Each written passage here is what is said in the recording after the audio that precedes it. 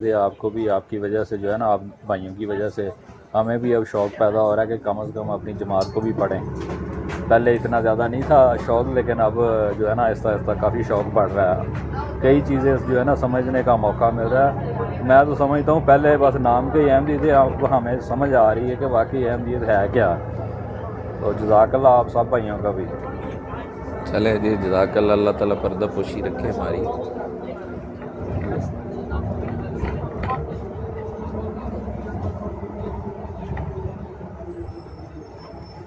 اچھا اچھا، ماشاء اللہ، صحیح.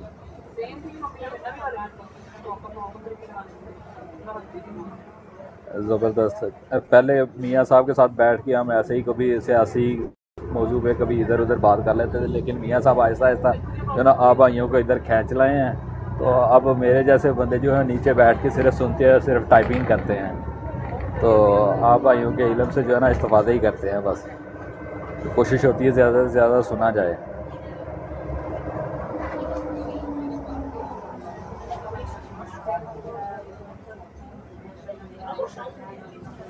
بالکل صحیح بات ہے، بالکل صحیح بات ہے. پہلے السلام پہلے صحیح بات ہے، ہمیں علیکم. فکر ہوتی تھی کہ ٹک ٹاک پہ کوئی ہے ہی نہیں ہے تو ہم کیسے ان کا جو ہے نا ان کے منہ بند کریں گے. تو اب جو ہے نا وہ صحیح ان کے مکو ٹھپے گئے ہیں.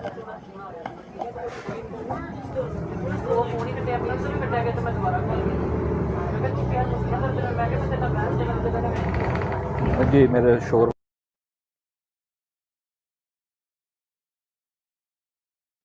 وعلیکم السلام. السلام ورحمۃ اللہ وبرکاتہ. کیا حال چال ہے میاں جی؟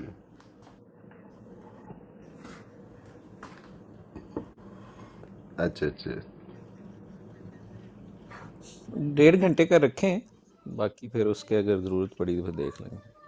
6:30 تک.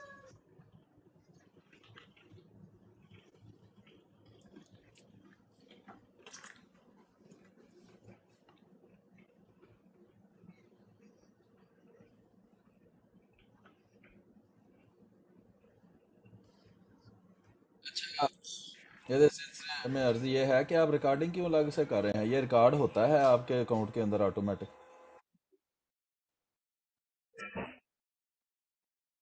وہ پھر آپ کی سیٹنگ کا مسئلہ ہو سکتا ہے.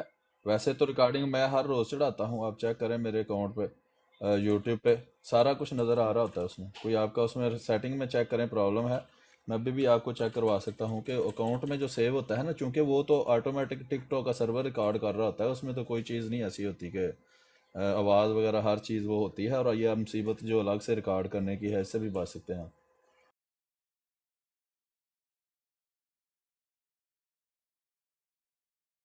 ہاں جی ٹھیک ہے، جی چیک کرتے ہیں. جی،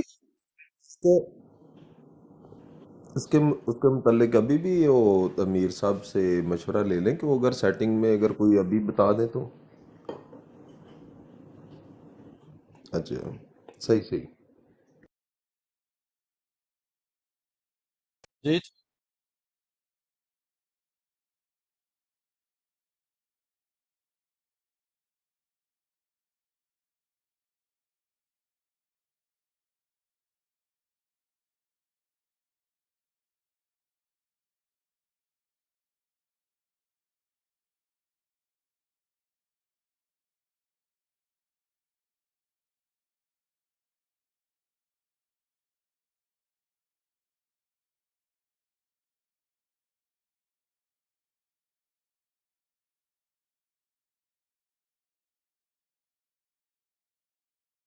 دوست اپنے احمدی غیر احمدی احباب سے شیئر بھی کریں. یہ 1.5 گھنٹے کی مجلس 1.5 سے 2 گھنٹے کی مجلس ہوا کرے گی. کل اس کی ایک نشستی آج ہے، اور اگلے 3 دن لگاتار کوشش کریں گے کہ اس کو اس میں سمرائز کر دیں. تو اس میں تھوڑا صبر اور حوصلے سے آپ لوگوں نے، یہ ریکارڈنگ بھی ہوگی، مقصد یہی ہے کہ اس کے ذریعے سے اویئرنیس کریٹ کی جائے. یہ کوئی بہت زیادہ تڑکے والا یا اس طرح کا موضوع جو عام مزاج ہے آج کل سوشل میڈیا پہ، اس طرح سے نہیں ہے. یہ ایک بالکل ایکیڈیمک ڈسکشن ہے، جو ہم نے تاریخی اور حقیقی یعنی جو واقعات ہیں ان میں ریفرنسز کے ساتھ ایک ترتیب سے اس کو لے کے چلنے کی کوشش کر رہے ہیں. تو پہلے ہم نے بہت سی چیزیں اس میں ڈسکشن کی ہیں. تو ایک خاص طور پہ جو ہائی لائٹ کہ اس وقت یہ مسئلہ تو ہمیشہ سے تھا، لیکن یہاں ایک خاص واقعہ جو ریلوے اسٹیشن ربوہ پر نستر کالج کے لڑکوں کا جب وہاں سے گزر ہوا، اس کو اس کی بنیاد بنایا گیا بددیانتی سے، اور یہ سارا کچھ پلان تھا جیسا کہ ہم نے آپ کے سامنے کل اس کی تفصیلات رکھی تھیں، اور کہ اس کی حقیقت کیا تھی، کس طرح سے جھوٹ پھیلایا گیا، اور اس کے بعد رپورٹس بھی آ گئیں. پھر ایک کمیشن بنا سمدانی صاحب کی عدالت جو تھی، جج تھے ان کے پاس، تو وہ رپورٹ جو ہے وہ شائع نہیں ہوئی. تو وہاں حکومت نے کیسے ڈنڈی ماری، اور پھر اس کے نتیجے میں جو جماعت احمدیہ کے لوگوں پر پورے پاکستان میں حملے کیے گئے، جس میں ان کی شہادتیں ہوئیں، ان کے گھر جلائے گئے، ان کے کاروبار کو نقصان پہنچایا گیا، ان کو قبریں اکھیڑی گئی، ان کے بچوں اور عورتوں تک کیوں نہیں چھوڑا گیا. تو اس کی تفصیلات بنائی تھی. آج ایک خاص پہلو سے شروع میں ہم بات کریں گے کہ یہ جو اس کی وجوہات، اصل مسئلہ کیا تھا، کہ یہ پلان تو تھا، اور اس میں اس واقعہ کو جو ہے وہ بنیاد بنایا گیا، تو چاہتے کیا تھے. تو اس حوالے سے تھوڑا سا آپ کے سامنے رکھیں گے کہ جو طاقتیں تھیں اصل میں انٹرنیشنل، اور جو سعودی عربیہ وغیرہ تھا، ان کا کس حد تک رول تھا. اس کی تفصیلات بھی بڑی لمبی ہیں، لیکن ہم کوشش کریں گے کہ خلاصتاً جو بھی آپ کے سامنے پیش کر سکیں. اور پھر ہم نے انشاءاللہ امید ہے کہ آج سے ہی ہم چلے جائیں گے جو قومی اسمبلی کی کارروائی تھی اس کے اندر، معذرنامہ جس کی ابتدا میں ہے. تو لیکن وہ دیکھتے ہیں. اچھا، یہ جو فیبرری 1974 میں پاکستان کا جو شہر ہے لاہور، تو اس میں اسلامی سربراہی کانفرنس جو ہے اس وقت ہو رہی تھی. تو یہ واقعات جو پہلے بنائے یہ مئی میں ہوئے، یہ جو ربوہ ریلوے اسٹیشن والا تھا. تو اس سربراہی کانفرنس میں جو مسلمان ممالک تھے انہوں نے شرکت کرنی تھی، اور اس سے بڑی توقعات تھی اس وقت. تو اس میں بظاہر یہ تھا کہ عالم اسلام کے اتحاد اور ترقی کے منصوبے وغیرہ بنانے جانے تھے، اور اس پہ فیصلے کیے جانے تھے. تو لیکن اصل پس منظر اس کا کچھ اور تھا. سب جانتے ہیں جو تاریخ پہ پاکستانی سیاست پہ نظر رکھنے والے دوست ہیں کہ بھٹو صاحب چونکہ ایک بڑے چلاک سیاستدان تھے، انٹیلیجنٹ بھی تھے وہ، اور وہ یہ چاہتے تھے کہ بین الاقوامی سطح پر ان کو ہمیشہ سے ان کی پچھلی تاریخ آپ دیکھ لیں بھٹو صاحب کی، تو ٹھیک ہے انسانی فطرت میں چیزیں شامل ہوتی ہیں، وہ ایک نمایاں مقام حاصل کرنا چاہتے تھے، اور وہ صرف ان کی خواہش ہی نہیں تھی، اچھے خوش گفتار بھی تھے، پیسہ بھی تھا، ایک اثر و رسوخ شروع سے ان کا چلا آ رہا تھا، تو ان میں یہ ایبلٹی بھی تھی. تو وہ تھرڈ ورلڈ کا لیڈر بننے کی اس وقت کوشش کر رہے تھے. تو اس میں مسئلہ یہ تھا کہ اس وقت پہلے پنڈت جواہر لال نہرو، اور اس کے بعد پھر ان کی جو بیٹی تھیں اور وزیر اعظم تھی اس وقت اندرا گاندھی صاحبہ، وہ خود اپنی ذات میں بڑی قدور شخصیت تھی. تو یہ اتنا کوئی آسان بھی نہیں تھا، چیلنجز تھے.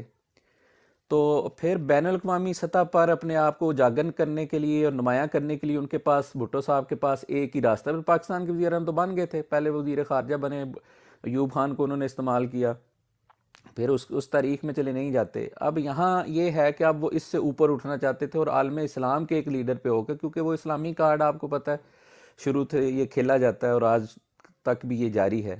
تو یہ ایک ان کو صورت نظر آئی. تو اس سلسلے میں پھر انہیں جو سعودی عرب کے اس وقت بادشاہ تھے شاہ فیصل، ان کی حمایت بھی حاصل تھی. اب وہ بھی اپنی ذات میں ایک بہرحال قدور شخصیت بھی تھے، اور ان کی اپنی خواہشات تھیں. تو اب انہوں نے پاکستان کی ایک اپنے حوالے سے اہمیت تھی، اور سعودی عرب کی ایک اپنے حوالے سے اہمیت تھی. تو خواب دونوں نے یہ دیکھا کہ اب دو تو نہیں ہو سکتے ایک وقت میں، نہ دونوں ایک وقت میں عالم اسلام کے سیاسی لیڈر ہو سکتے تھے، اور نہ دو خلیفہ ہو سکتے تھے. تو خلافت تو خیر اسلام کی پہلے ہی جاری تھی اس وقت. خلیفت اس وقت تک تو کوئی الگ نہیں کیا گیا تھا جماعت کو. تو حضرت امیر المومنین خلیفۃ المسیح الثالث رحمہ اللہ تعالیٰ وہ ایک اسلامی یعنی جماعت احمدیہ کے خلیفہ کے طور پر جانے جاتے تھے. تو اس لیے یہ ایک قسم کی انڈرسٹینڈنگ یا جو ارادے اس وقت یہ نظر آئے کہ جو سعودی عرب کے بھٹو صاحب ہیں وہ تیسری دنیا کے یا مسلمان ممالک کے ایک سیاسی رہنما کے طور پر ابھریں، اور جو سعودی عرب کے بادشاہ ہیں وہ ایک روحانی لیڈر کے طور پر یا خلیفہ کے طور پر سامنے آئے. تو آج جب خلیفہ کے طور پہ سامنے آنا تھا، تو جو پہلے خلیفہ یا خلافت چل رہی تھی تو وہ ان کے مقابلے میں، کیونکہ پہلے تو شاہ فیصل خود بھی یہاں بھی آتے رہے، مسجد فضل لندن میں بھی آئے، اور بھی چلیں وہ بھی تفصیلات ہم چھوڑ دیتے ہیں. تو یہ ان کے سامنے ایک سب سے بڑی ان کو رکاوٹ نظر آتی تھی۔ تو شروع میں تو شاہ فیصل کو عالم اسلام میں بھی اتنی زیادہ وہ مقبولیت نہیں تھی، لیکن بہرحال ان کے پاس، ہم سمجھتے ہیں کہ سعودی عرب کے پاس چونکہ وہ پیسہ ہے، دولت ہے، وہ سعودی عرب کے بادشاہ تھے، اور پھر مسلمانوں کے جذبات وابستہ ہیں مدینہ اور مکہ سے، تو وہ اس کے متولی بھی تھے۔ تو اب مغربی طاقتوں کی تھیں، وہ بھی یہ چاہ رہی تھیں کہ کسی طرح وہ ایک دیکھتی ہیں کہ ایک مرکزی نقطہ جس کو اپنے ہاتھ میں لے لیں اور وہاں سے باقی دنیا اسلام پر حکومت کریں۔ تو وہ بھی یہ چاہتے تھے کہ شاہ فیصل کو دنیا اسلام کا جو پیشوا بنایا جائے، اور اس طرح جو مشرق وسطیٰ ہے اس میں جو ہے مغرب کے، ویسٹ کے وہ مفادات کو ہے جو ایشور کیے جائیں۔ تو اب یہ خاموشی سے کرنا بھی اس طرح سے تھا، کیونکہ وہ تو جانتے تھے کہ وہ یہ سیاسی چالیں جو ہوتی ہیں کس طرح سے معاملات کیے جاتے ہیں، لیکن عام عوام سادہ لوگ جو مسلمان ہیں، جو سیدنا رسول اللہ صلی اللہ علیہ وسلم سے پیار کرتے ہیں، اسلام سے بہرحال پیار کرتے ہیں، تو ان کو پتہ نہ ہو، تو کیونکہ ان کی سپورٹ بھی چاہیے ہوتی ہے۔ تو بات یہ پلان پورا یہی تھا کہ یہ سب جو ان کے تحفظات، اپنی خواہشات اور مغرب کے تحفظات ہیں، یہ ایک سیٹ اپ کیا جائے، اور سعودی عرب کے لاؤڈ سپیکروں سے اعلان سارے ہوں، اور پھر یہ جو اس کے پیچھے آواز ہے وہ مغربی طاقتوں کے پاس ہو، اور یہ عوام تک یہ بات پہنچائی جائے۔ اب بڑی طاقتیں جو ہیں وہ یہ ادھر ایک چیز ہمیں یاد رکھنی چاہیے کہ وہ اپنے مقاصد کے لیے کوئی نئی نہیں ہے، وہ بھی تاریخ سے بھری پڑی ہے۔ تو اس کی یہ مطلب اب ریسنٹ اگر دیکھ لیں تو پہلی جنگ عظیم کے دوران ہی آپ دیکھ لیں، جو لوگ تاریخ سے تھوڑا شغف رکھتے ہیں، کہ پہلی جنگ عظیم کے دوران برطانوی حکومت نے ایسی ہی کوشش کی تھی، اس وقت جو ترکی میں سلطنت عثمانیہ یا خلافت عثمانیہ سو کالڈ وہ قائم تھی، تو پہلی جنگ عظیم کے دوران ترکی کی جو سلطنت عثمانیہ وہ جرمنی کا ساتھ اس میں وہ دے رہے تھے، اور ہندوستان کے بھی بہت سے مسلمان تھے جو وہ ترکی کے ساتھ تھے اس وقت۔ تو یہ انگریزوں کے لیے ایک مسئلہ تھا۔ تو انہوں نے کیا کیا کہ انہوں نے ایک ایسے شخص کو بطور خلیفہ کھڑا کرنے کا سوچا کہ جو سلطنت برطانیہ کے ساتھ بھی جس کا تعلق ہو اور ہمدردی ہو، اور ان کے مفادات کا بھی خیال رکھے۔ تو اس لیے ان کو یہ خیال آیا کہ جو اس وقت سعودی عرب پر، حجاز پر، یعنی مکہ مدینہ پر جو لوگ حکومت کر رہے ہیں، تو ان کو کھڑا کیا جائے۔ تو اس وقت ہم سب کو پتہ ہے کہ کس کی حکومت تھی وہاں۔ تو اس وقت ان انگریزوں سے ان کے چونکہ قریبی تعلقات میں تھے، اور مکہ اور مدینہ چونکہ حجاز میں مکہ اور مدینہ واقع، اس وقت وہ حجاز کہلاتا تھا، تو اس لیے حجاز سے وابستہ ہر چیز کے لیے ان کے دل میں ایک جو ہے وہ نرم گوشہ وہ پیدا ہونا ہی تھا، کیونکہ بہرحال وہ لوگ اپنے مفادات کا خیال رکھتے ہیں۔ تو ایک میں اینڈ کر کے ایک چھوٹا سا حوالہ، تو پھر میں میر صاحب کی طرف چلتا ہوں۔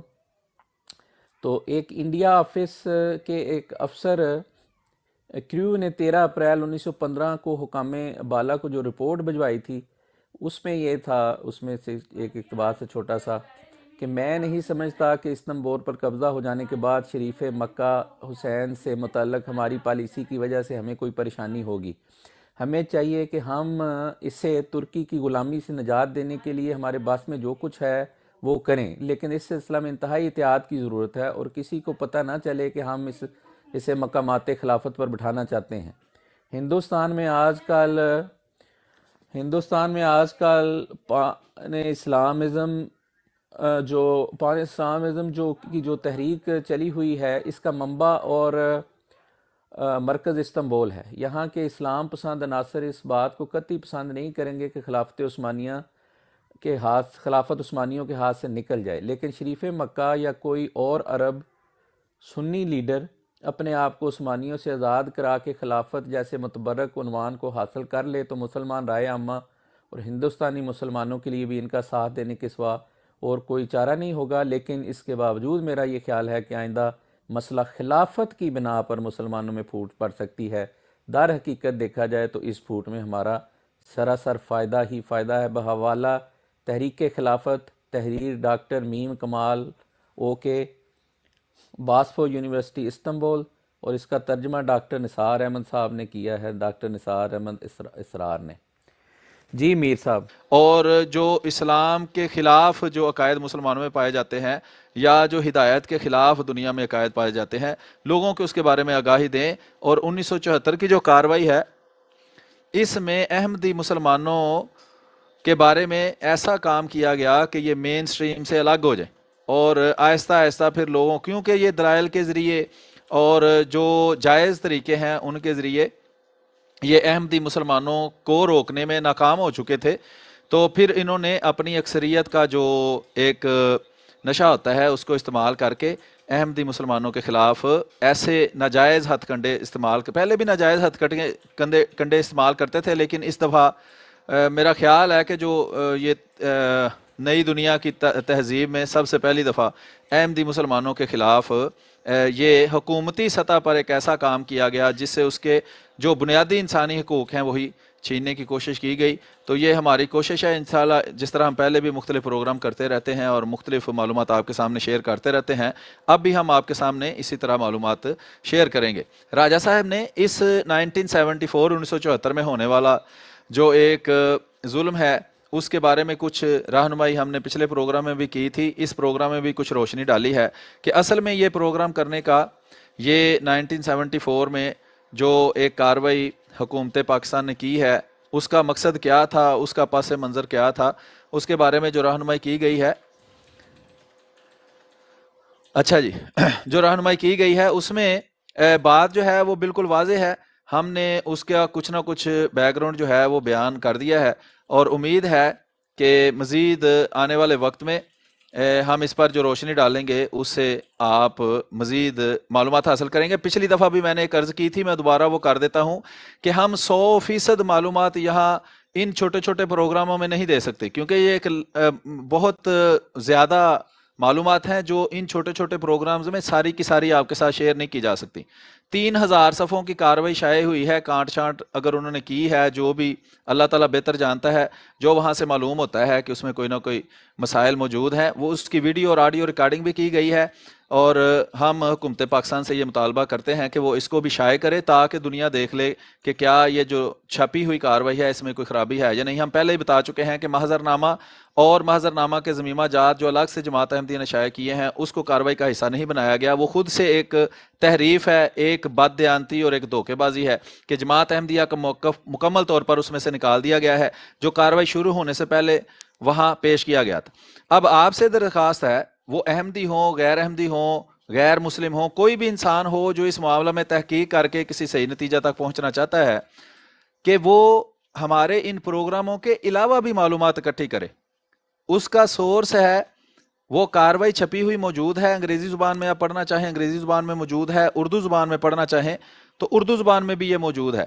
پھر اس کے علاوہ وہاں جو موجود ایسا اس کارروائی کے اندر ایک بندہ تھا جس نے اس کارروائی پر بڑی تفصیل سے گفتگو کی ہوئی ہے، کسی اور بندے نے ان کے علاوہ اتنی تفصیل سے اس کے بارے میں گفتگو نہیں کی، اور وہ دوست محمد شاہ صاحب ہیں، ان کے پروگرام ویڈیو کی صورت میں بھی یوٹیوب پر آپ کو مل جائیں گے 1974 کی کارروائی کے تناظر سے، اور آپ کو تحریری شکل میں بھی 1974 کی کارروائی کے متعلق وہ جو ہے معلومات، وہ ان پروگراموں کا سمجھ لیں وہ ٹرانسکرپٹ ہے، یعنی وہ پروگرام لکھ دیے گئے ہیں اور ان کا مواد جو ہے وہ موجود ہے۔ جو مزید تحقیق کرنا چاہے، اپنی معلومات مزید بڑھانی چاہے، وہ یہ پروگرام آڈیو کی صورت میں، ویڈیو کی صورت میں سن لے یا کتاب کو پڑھ لے، دونوں صورتوں میں وہ اس سے فائدہ اٹھا سکتا ہے۔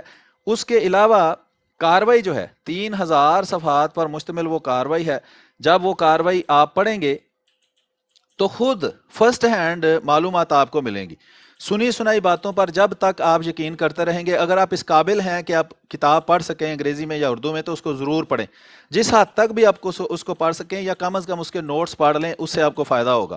پھر مزید معلومات حاصل کرنا چاہتے ہیں تو اس کارروائی کو غیر احمدیوں نے بھی اپنی طرف سے چھاپا ہے، اور اس کے اوپر مزید پھر خلیفۃ المسیح الرابع مرزا طاہر احمد رحمہ اللہ علیہ کا بھی بیانات اس کے بارے میں موجود ہیں، اور اس کے علاوہ ان سب باتوں کے علاوہ بھی پروگرام مسلم ٹیلی ویژن احمدیہ جو احمدی مسلمانوں کا آفیشیل ٹیلی ویژن چینل ہے اس کے اوپر، اور جو جماعت احمدیہ کی آفیشیل ویب سائٹ ہے alislam.org، اس کے اوپر مزید معلومات اس کے بارے میں موجود ہیں۔ تو جو بندہ جتنی زیادہ معلومات اس کے بارے میں اکٹھی کرے گا اس کی رائے اتنی زیادہ بہتر ہوگی، اور اتنا زیادہ بہتر طریقے سے وہ اس کے بارے میں کوئی نتیجہ اخذ کرنے کے قابل ہوگا۔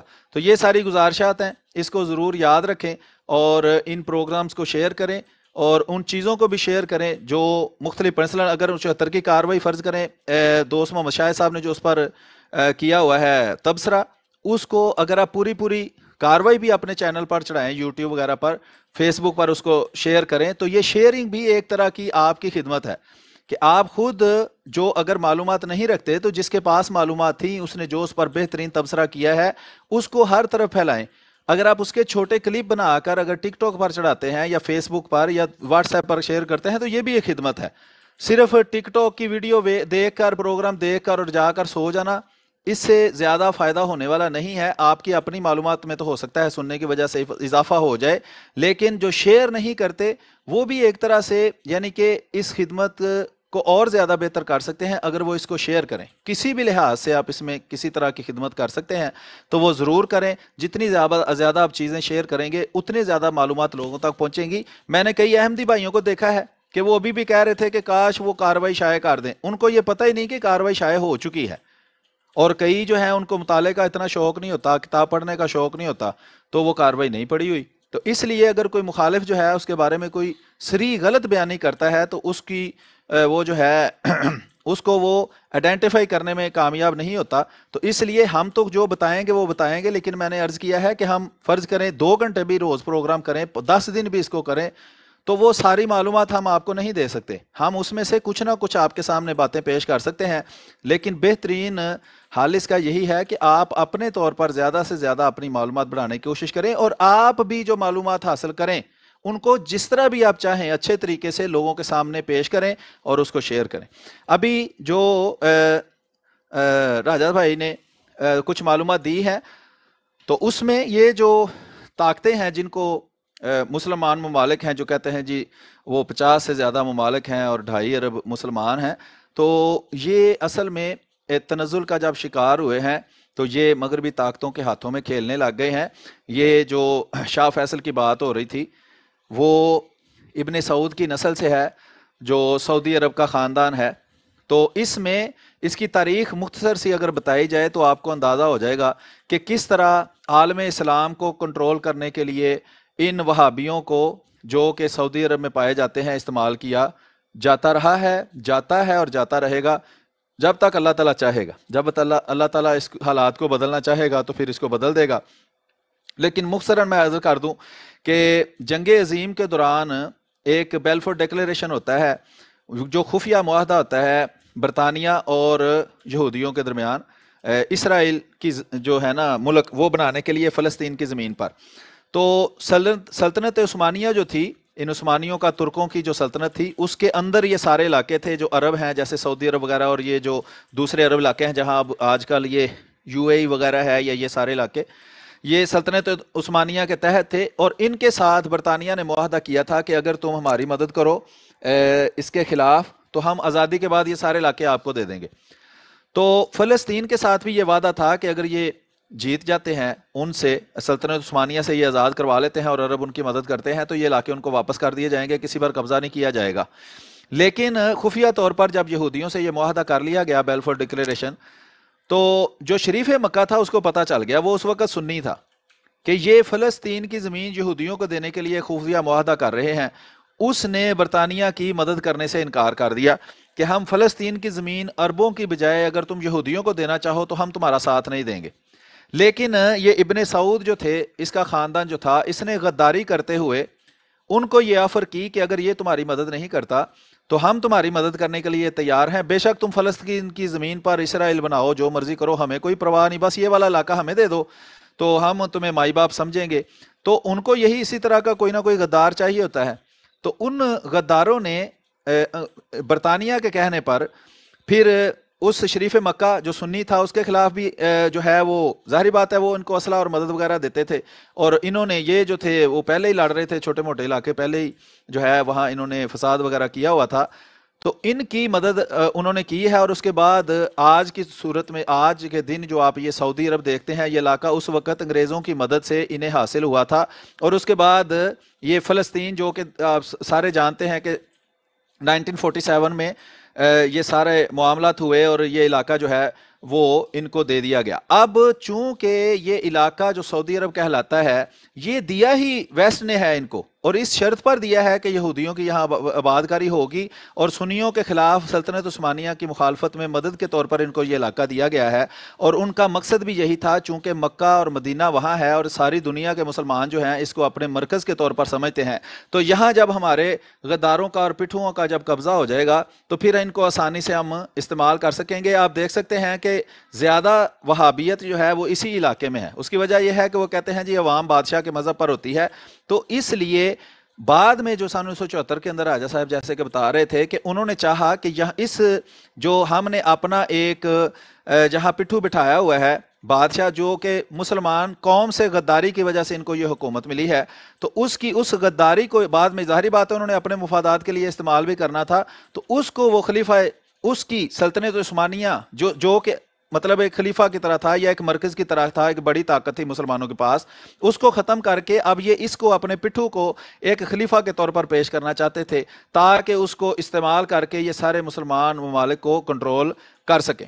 تو یہ کوشش انہوں نے کی ہے، اور اس سلسلے میں چونکہ احمدی مسلمان جیسا کہ راجہ صاحب نے بتایا خود ہی ایک خلافت کے نظام کو مانتے ہیں، اور یہ اس کے علاوہ کسی خلیفہ کو ماننے کے لیے تیار نہیں تھے، اور باقی کے جیسے بھی جو 72 فرقے ہیں ان کے پاس کوئی خلافت نہیں تھی، اس لیے وہ سارے آپس میں مل گئے اور احمدی مسلمانوں کی انہوں نے مخالفت کی، اور پھر وہ 1974 کا وہ ڈرامہ کیا گیا، وہ نشتر کالج کا ایک کے بچوں کا جو ڈرامہ کیا گیا جس میں بالکل کچھ بھی نہیں ہوا، وہ رپورٹ آج تک شائع نہیں کی گئی جو اس وقت کی تحقیقات کے بارے میں تھی کہ اس وقت اصل میں کیا ہوا تھا۔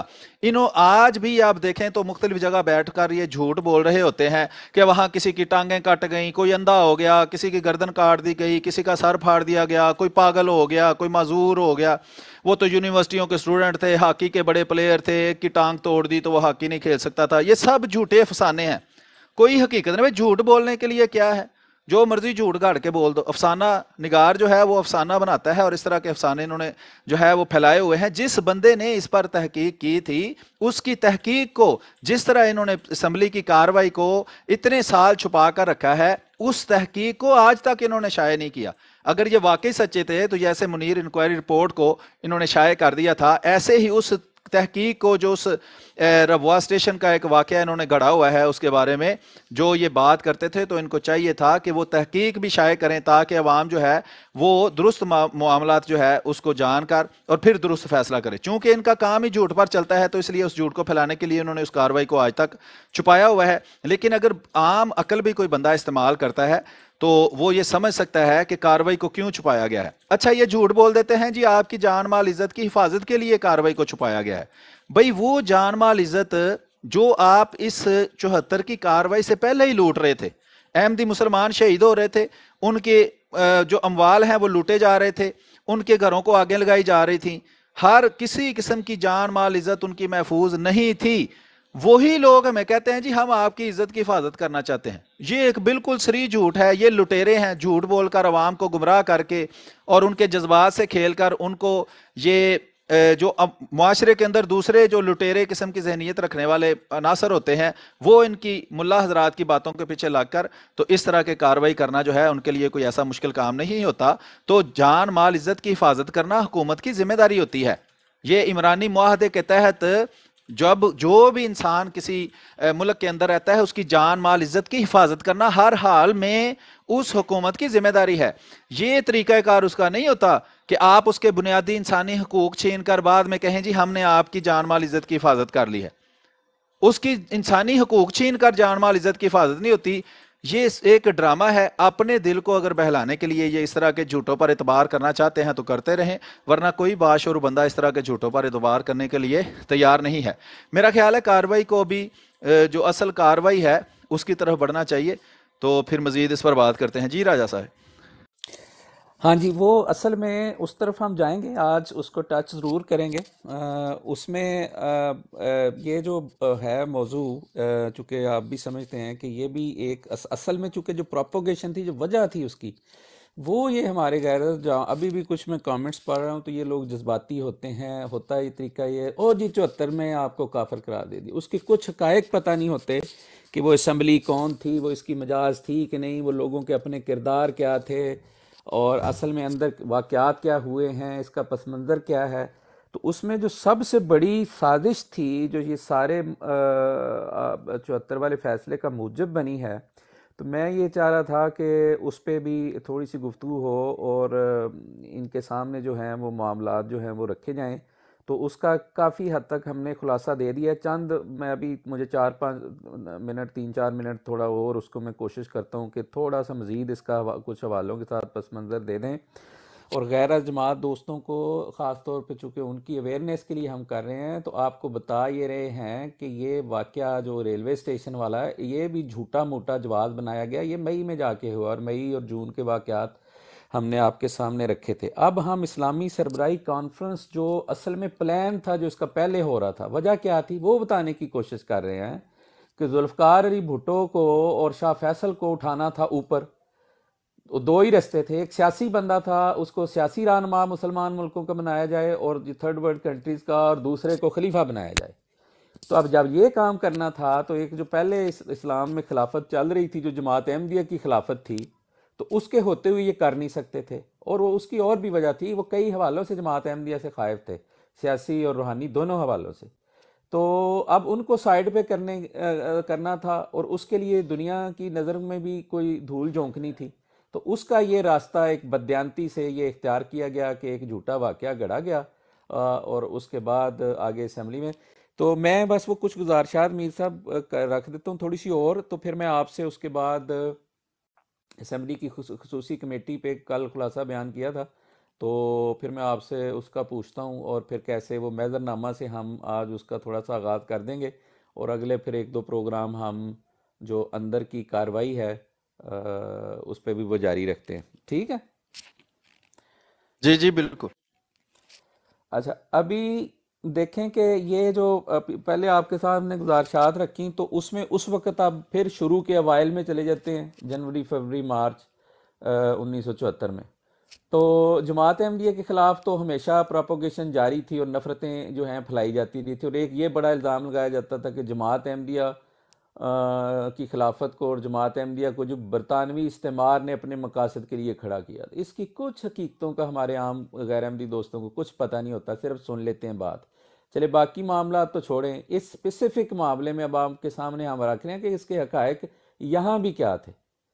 تو اور یہ انکشاف جو اس وقت جو غیر جماعت جو غیر احمدی مسلمان ہیں تحقیق کرنے والے ہیں انہوں نے بھی یہ کیے تھے کہ اصل میں تو مغربی قوتوں کا ارادہ یہ تھا کہ یہ جو سنی عرب لیڈروں میں سے کسی کو جو ان کے ہاتھ میں ہو، جو ان کی بات مانتا، ان کے مفادات کا تحفظ کرے، جیسے میر صاحب نے بھی ابھی اس کی طرف اشارے کیے ہیں، تو اس کو عالم اسلام کا خلیفہ بنائیں اور اپنے مقاصد کو جو پورا کریں.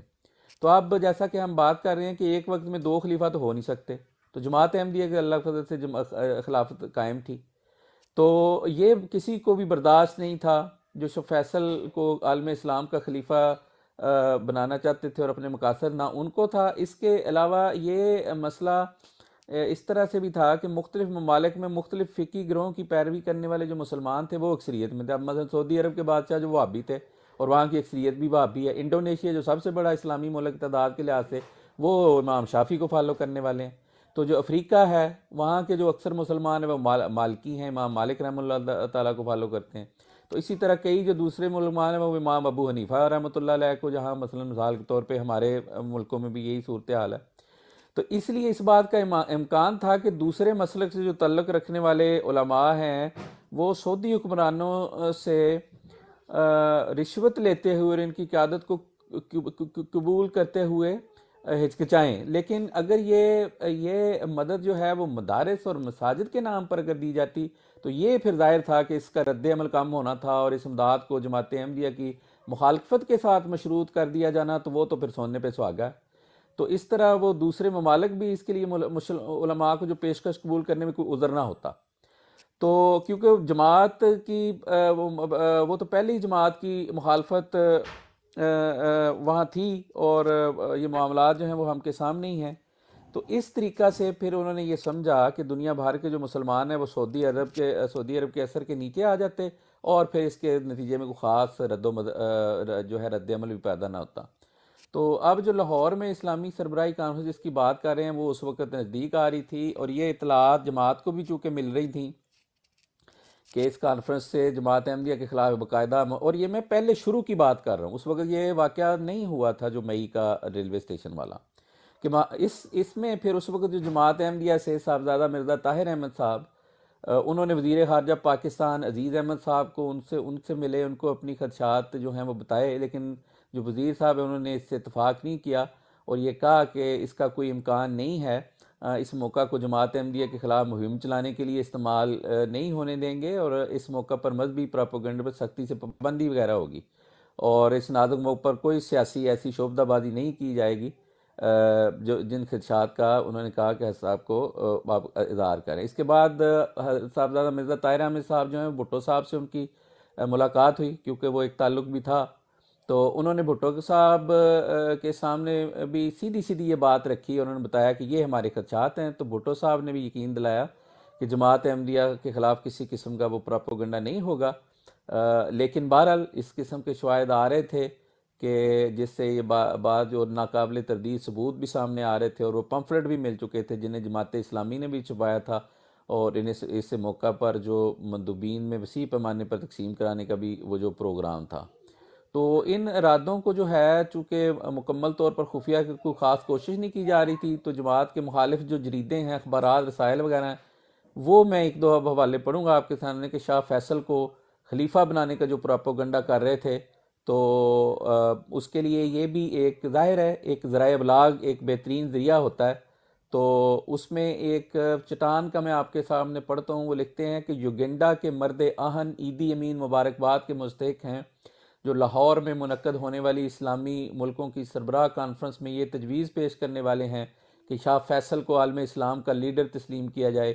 ہمیں امید ہے کہ تمام مسلمان علماء اس تجویز کی حمایت کریں گے اور شاہ فیصل کو متفقہ طور پر اسلامی دنیا کا رہنما تسلیم کر کے اتحاد اسلامی کی داغ بیل ڈالیں گے۔ ہم اس موقع پر پاکستان کے مختلف مکاتب فکر کے علماء کی خدمت میں یہ اپیل کرتے ہیں کہ وہ تمام فرقوں کے علماء پر مشتمل ایک وفد تشکیل دیں جو اسلامی کانفرنس کے موقع پر مسلم سربراہوں خصوصاً شاہ فیصل، معمر القذافی اور عیدی امین سے ملاقات کر کے قادیانیوں کے بارے میں یادداشت پیش کریں اور انہیں بتائیں کہ قادیانیت اسلام اور مسلمانوں کے لیے صہیونیت سے کم خطرناک نہیں، اور اس کے سد باب کے لیے تمام اسلامی ملکوں کو مشترکہ لائحہ عمل تیار کرنا چاہیے۔ غانا سے موصول ہونے والی اس تحریر کے نیچے چٹان کے مدیر نے پھر آگے یہ لکھا کہ اسلامی کانفرنس کے بعد خط ملا، لیکن شاہ فیصل کو عالم اسلام کا لیڈر بنانے کی تحریک سے چٹان متفق ہے، بلکہ بہت پہلے سے اس کا داعی ہے۔ یہ چٹان 4 مارچ 1974 صفحہ نمبر 14 اور 15، اور پھر آگے یہ لکھتا ہے کہ نہ صرف یہ بلکہ ایسے اشتہارات جرائد شائع کروائے جا رہے تھے جن میں شاہ فیصل کو قائد ملت اسلامیہ کا خطاب دیا گیا تھا۔ یہ بھی چٹان کی 25 فروری کی جو ہے وہ تحریر ہے۔ تو پھر اچھا ادھر ایک میں تحریر اور پر اچھا یہ کچھ اس طرح سے یہ سارا کچھ کیا گیا کہ یہ آج بڑا وہ خلفائے راشدین کی عظمت اور اس طرح کے یہ سو کالڈ جو نعرے وغیرہ لگاتے رہتے ہیں، تو یہاں یہ جو جریدہ تھا اس نے شاہ فیصل اور دیگر جو سربراہان جو مملکت تھے اسلامی ملکوں کے، تو جب وہ لاہور آئے ہیں تو اس کی کچھ اس طرح سے انہوں نے کی اپنا منظر کشی کہ یہ بھی سرخیاں لگیں کہ ابو بکر، عمر، عثمان اور علی اس طرح سیکیورٹی کا انتظام کر لیتے تو آج تاریخ یقیناً مختلف ہوتی، اور اس کے ساتھ شاہ فیصل کی تصویر شائع کی ہوئی تھی اور نیچے سرخی یہ تھی، شاہ فیصل کے آتے ہی ساری فضا احترام کے سانچے میں ڈھل گئی۔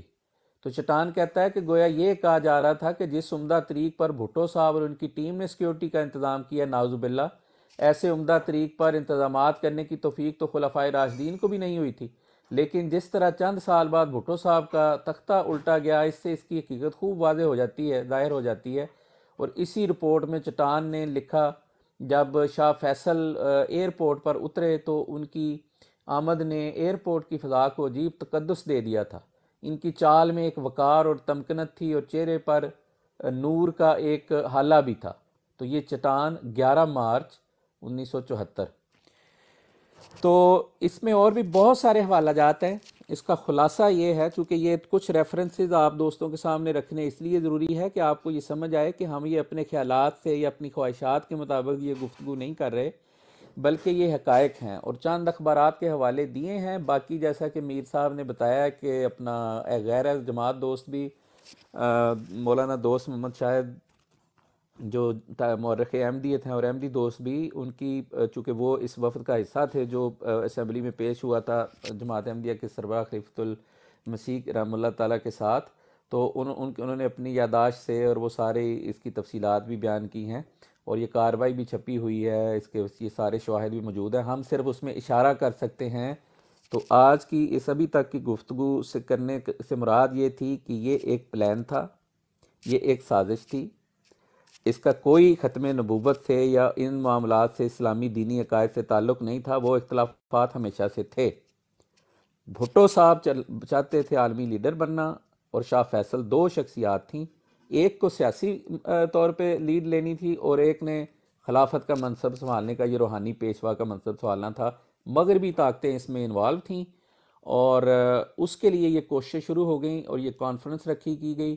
اور جماعت احمدیہ کو ہٹ کرنے کے دو وجوہات تھیں. ایک یہ کہ وہاں خلافت احمدیہ پہلے سے قائم تھی، تو دو خلیفہ ہو نہیں سکتے تھے، اس لیے یہ ضروری تھا کہ ان کو کسی نہ کسی طرح سے غیر مسلم ڈکلیئر کیا جائے. اور دوسرا یہ کہ چونکہ آپس میں بھی اختلافات تھے، اور کسی ایک پہ جب مطمئن ہونا ہوتا تو اس میں پھر مسلکی اختلافات موجود تھے، وہ مشکل تھا.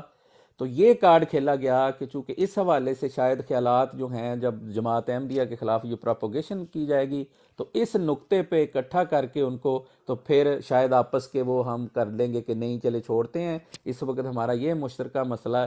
تو اس کو اس یعنی چلاکی اور مکاری کے ساتھ یہ ساری پلاننگ جو ہے وہ کی گئی تھی.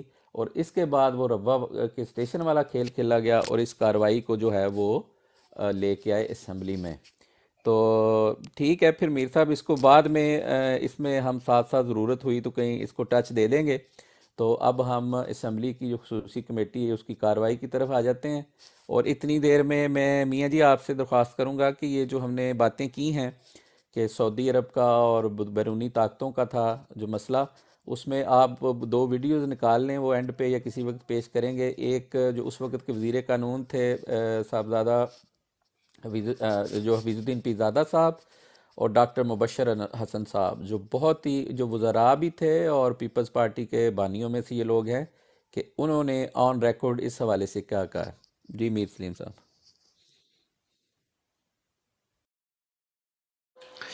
جی بہت بہت شکریہ. میرا خیال ہے کہ جو پس منظر ہے اس پر ہم نے تھوڑی سی گفتگو کر لی ہے.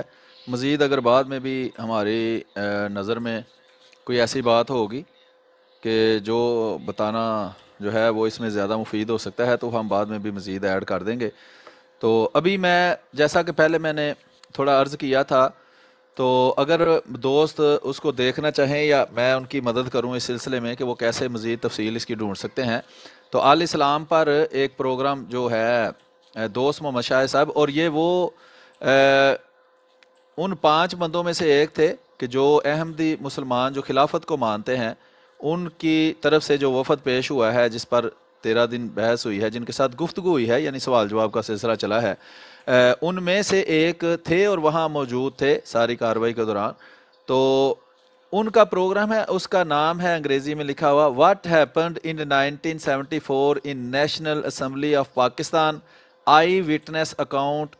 یہ پورا نام ہے. یہ آپ گوگل کے اوپر بھی اگر اسی طرح انگریزی کے یہ فقرات لکھیں گے تو آپ کو وہ پروگرام مل جائے گا پورے کا پورا. اور وہ جماعت احمدیہ کا جو آل اسلام کا اپنا چینل ہے اس پر بھی یہ اپلوڈڈ ہے، تو وہاں آپ آسانی سے اس کو دیکھ سکتے ہیں. اس چینل کا نام ہے احمدیہ مسلم جماعت. تو اس کے اوپر یہ پروگرام جو ہے پورا چڑھا ہوا ہے، وہ آپ ضرور دیکھیں. پھر اس کے علاوہ ایک اور پروگرام کیا گیا ہے اس پر، Pakistan 1974 from democracy to extremism. اس میں بھی اس کے متعلق معلومات جو ہیں وہ آپ کو کچھ نہ کچھ مل جائیں گی. پھر ایک ہے پروگرام، اس کا نام ہے پرسیکیوشن آف احمدیز ان 1974. تو ایک اس کاروائی جو ہے اس کو بھی جو پڑھنا چاہتا ہے پڑھ لے. اگر کسی نے کچھ کاروائی پڑھی ہے تو اس کاروائی کو پر پابندی لگا دی گئی تھی کہ جماعت احمدیہ کسی صورت میں، بلکہ ویسے تو وہ جنرل پابندی تھی کہ کوئی بھی اس کو نہ چھاپے. مقصد یہی تھا کہ یہ چونکہ کاروائی کی نہیں گئی تھی، کاروائی ڈالی گئی تھی اور یہ صرف ایک بہانہ تھا، اور اصل کام جو ہے وہ وہی پلان تھا جو وہ پہلے سے فیصلہ کر چکے تھے کہ ہم نے یہ کام کرنا ہے. تو اس کام کو جو ہے وہ پایہ تکمیل تک پہنچانے کے لیے عوام کی آنکھوں میں اور عالمی سطح پر جو لوگ اس کو نہیں جانتے تھے کہ اندر کھاتے کیا ہو رہا ہے، ان کی آنکھوں میں دھول جھونکنے کے لیے یہ کام جو ہے وہ کیا گیا تھا. اور یہ جو کاروائی ہے اس پر پابندی لگا دی گئی تھی کہ کوئی بھی پارٹی اس کو چھاپ نہیں سکتی. جماعت احمدیہ چونکہ قانون کی پابند ہے اور وہ اس بات کی انہوں نے پاسداری کی، اور جماعت احمدیہ نے وہ کاروائی جو ہے اس کو کہیں کسی صورت میں بھی نہیں چھاپا. لیکن جماعت احمدیہ کے جو مخالفین تھے ان میں سے ایک بندہ ہے، اس نے اس کاروائی کی کچھ عجیب و غریب سی شکل جو ہے وہ چھاپی تھی. اس کے اوپر ایک تبصرہ ہے جو جماعت احمدیہ کی طرف سے کیا گیا ہے، وہ بھی اگر کوئی دوست پڑھنا چاہے، اس کا نام ہے احمدیہ مسئلہ قومی اسمبلی میں. تو وہ بھی بڑی مفید ایک تحریر ہے، اگر آپ اس کو خود پڑھیں اور اس کے جو مندرجات ہیں جو اس میں بات بیان کی گئی ہے، کوئی بھی ہمارے دوست جن کے پاس وقت ہو اس کو پبلکلی پڑھ کر سنا دے یا اس کی معلومات کو شیئر کرے تو وہ بھی مفید ہو سکتا ہے. ہم بھی ہو سکتا ہے اس میں سے کچھ معلومات جو ہیں وہ آپ کے ساتھ شیئر کریں. تو یہ میں چیزیں اس لیے بتا رہا ہوں کہ بعض لوگ جو ہیں، بعض دوست ہیں، ان کو مزید تحقیق کا شوق ہوتا ہے اور وہ زیادہ معلومات اس کے بارے میں اکٹھی کرنا چاہتے ہیں اور ویریفائی کرنا چاہتے ہیں کہ ہم جو بات کر رہے ہیں کیا واقعی اس میں کوئی صداقت موجود ہے یا ہم کوئی غلط بیانی تو نہیں کر رہے. تو اس لیے جتنے زیادہ سورسز آپ کے پاس ہوں گے، ایک ہی واقعہ کو جو ہے وہ بیان کیا ہوگا مختلف لوگوں نے اپنے اپنے طریقے سے، تو جتنے زیادہ سورسز آپ کے پاس ہوں گے اتنی آسانی سے آپ جو ہے وہ کسی بہتر نتیجے تک پہنچنے میں کامیاب ہو سکتے ہیں. تو ابھی راجہ صاحب اس کا پھر ہم محضر نامہ کا کچھ حصہ شروع کر لیں یا کیسے آپ اب چاہتے ہیں؟ ہاں جی ایک میں چھوٹی سی اناؤنسمنٹ یہ کر دوں کہ یہ 1.5 گھنٹے کا 2 گھنٹے ٹوٹل اس کے لیے مختص ہیں، یعنی آج فرائیڈے ہے اور فرائیڈے سیٹرڈے سنڈے منڈے تک. امید ہے کہ وہاں تک ہم انشاءاللہ اس کو مکمل کر دیں گے. تو اسی وقت 5 بجے یو کے ٹائم یہ ہوا کرے گا. تو 5 سے 6:30 ہم اپنی ڈسکشن کریں گے اور اس کے بعد ہم کوئی آدھا گھنٹہ سوال کے لیے رکھ دیں گے کہ جو دوست، اگر خاص طور پہ میں چاہوں گا جو مناسب طریقے سے بات کرنے والے غیر جماعت دوست ہیں، اگر انہوں نے کوئی سوال کرنا ہے تو وہ آ کے لکھ کے کر لیں یا اوپر آ کے کرنا چاہ لیں اس ڈسکشن سے متعلق جو اس وقت ہو رہی ہے. اور یہ اس چیز کی پابندی یہ میں پہلے بتا رہا ہوں کہ وہ رکھنی ہوگی کہ پروگرام کا ایک جو فارمیٹ ہے، آج کی جو گفتگو ہوئی ہے اس کے نتیجے میں جو اگر کسی کے ذہن میں سوال آتا ہے تو وہ آ کے ضرور کر لیں. تو جی میر صاحب آپ میرا خیال ہے ٹھیک ہے، محضر نامہ سے شروع کر لیتے ہیں. تو اس میں اگر ہم چونکہ ہم نے یہ لوگوں کو یہ یاد رکھنا چاہیے کہ اس میں ہم اپنی حاشیہ ترازی نہیں کر رہے، اور خاص طور پہ اب جو پروگرام شروع ہونے والا ہے وہ ہے جب اس کو ہم کارروائی کہتے ہیں قومی اسمبلی کی، تو اس میں جو اندر گفتگو ہوئی ہے ہماری کوشش یہ ہوئے گی کہ وہ آپ کے سامنے جو ہے وہ رکھی جائے، اور اس پہ اگر کہیں ضرورت پڑی تو ہم اپنے کامنٹس بھی وہ ساتھ ساتھ آپ صرف وضاحت کے لیے رکھیں گے. تو محضر نامہ کا میر صاحب تعارف کروا دیں، اور پھر یہ جو اس کی اگر ابتدا میں میرا خیال ہے کہ یہ جو حد صاحب نے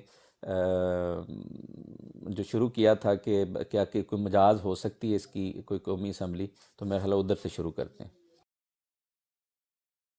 جی ٹھیک ہے. تو چونکہ احمدی مسلمانوں کے خلاف یہ اسمبلی کی یہ جو کاروائی ایک سیاسی ڈرامے کے طور پر کی گئی ہے، اس کا مقصد تھا احمدی مسلمانوں کو کافر قرار دے کر اور عام مسلمانوں سے الگ کر کے ایک اقلیت کے طور پر اس کو پیش کرنا. تو اس سلسلے میں چونکہ جماعت احمدیہ پر مذہبی رنگ میں اعتراض کیے گئے تھے مختلف، اور جو قراردادیں پیش کرنے والے تھے وہ کوئی مطلب اسی دن کوئی آسمان سے نہیں اترے تھے، وہیں موجود تھے، اور وہ احمدی مسلمانوں کے خلاف غلط، منفی، جھوٹا، نفرت انگیز پراپیگنڈا مسلسل کرتے رہے تھے پہلے بھی. تو جماعت احمدیہ جانتی تھی کہ ان کے جو ہیں وہ تحفظات کیا ہیں جو انہوں نے پیش کیے ہیں. تو جماعت احمدیہ نے ایک تحریر جو ہے وہ ان موضوعات پر جو ہے وہ اپنا موقف پیش کرنے کے لیے جو ہے وہ اسمبلی کے اندر خلیفۃ المسیح الثالث جو تیسرے خلیفہ تھے مرزا ناصر احمد، انہوں نے باقاعدہ پڑھ کے سنائی ہے، اور اس کی کاپیاں جو ہیں وہ اس کاروائی میں موجود جو اس اسپیشل کمیٹی کے افراد تھے، اراکین تھے، ان کو دی ہے اپنے مطالعہ کے لیے۔ یہ کوئی ایسی چیز نہیں ہے کہ الگ سے کہیں موجود تھی اور اس کا اس کاروائی سے کوئی لینا دینا نہیں ہے، وہ کاروائی کا حصہ تھی۔ جب ہم آپ کو کاروائی جو ہے وہ شروع کریں گے تو آپ کو پتہ چلے گا کہ کاروائی میں چھوٹی سے چھوٹی بات نوٹ ہوئی ہے۔ اگر کسی نے کھانسا ہے، تھوڑا سا کسی نے جو ہے وہ اندر انٹرپٹ کیا ہے، کوئی ایسی بات کی ہے، یا کوئی ہنسا ہے، تو اس طرح کی بھی باتیں اس میں آپ دیکھیں گے کہ لکھی ہوئی ہیں۔ تو یہ کس طرح ہو سکتا ہے کہ یہ جو محضر نامہ ہے، جو ابھی جو صورت اس کی چھپی ہوئی ہے 164 صفحات پر مشتمل ہے، تو یہ منو ان سارے کا سارا اندر سے غائب کر دیا جائے، سوائے اس کے اس کی کیا وجہ ہو سکتی ہے کہ جو چھاپنے والے ہیں وہ بد نیت تھے، انہوں نے دھوکہ دیا ہے اس پھر عوام کو، اور اتنا بڑا حصہ جو جماعت احمدیہ کے موقف پر مشتمل تھا اس کو ایک ہی دفعہ سارے کا سارا جو ہے وہ اس میں سے نکال دیا ہے، اور پھر کاروائی کے دوران مختلف مواقع پر اور مزید حوالہ جات وغیرہ یا مزید سپلیمنٹ، جیسا کہ میں ایک جواب دیتا ہوں تو وہ کہتے ہیں جی باقی کا جواب آپ جمع کروا دیں، تو اس کے علاوہ اور بھی ایسی چیزیں تھیں جو جماعت احمدیہ نے وہاں اسمبلی کی کاروائی کے اندر پیش کی ہیں اور اس کا حصہ تھیں، اس کو محضر نامہ کے ضمیمہ جات کے طور پر پھر الگ سے چھاپا گیا ہے، جو 909 صفحات پر مشتمل ہے اس شکل میں جو ابھی چھاپی گئی ہے۔ تو یہ سارے کے ساری محضر نامہ 164 صفحات اور 909 صفحات کے وہ محضر نامہ کے ضمیمہ جات اس کاروائی کے اندر سے غائب کر دیے گئے ہیں۔ مقصد کیا ہے کہ جماعت احمدیہ کا موقف بہتر طریقے سے عوام کے سامنے نہ پہنچے، اور حکومت جو ہے وہ اس میں بادیانتی پر جو ہے وہ جس طرح انہوں نے اتنا عرصہ اس کو عوام سے چھپا کر ایک بادیانتی کا اور ذمہ دار نہ ہونے کا ثبوت دیا ہے، اسی طرح جب چھاپا گیا ہے تو اس کو قطع و برید کر کے، یعنی اس میں سے جماعت احمدیہ کا اتنا بڑا اسٹریٹ فارورڈ موقف ہی سارا غائب کر دیا گیا۔ اس کے علاوہ بھی کاروائی کے اندر مختلف جگہ پر قطع و برید کی گئی ہے، اس میں سے الفاظ غائب کیے گئے ہیں، جو تب اس کا ثبوت مل سکتا ہے جب وہ ویڈیو ریکارڈنگ یا آڈیو ریکارڈنگ جو ان کے پاس ہے اس کو بھی پبلک کر دے، ٹھیک ہے جی، تو پھر اس کی حقیقت جو ہے وہ پتہ چل جائے گی۔ تو یہ میرا خیال ہے مائک کسی بھائی نے کھولا ہے میرا خیال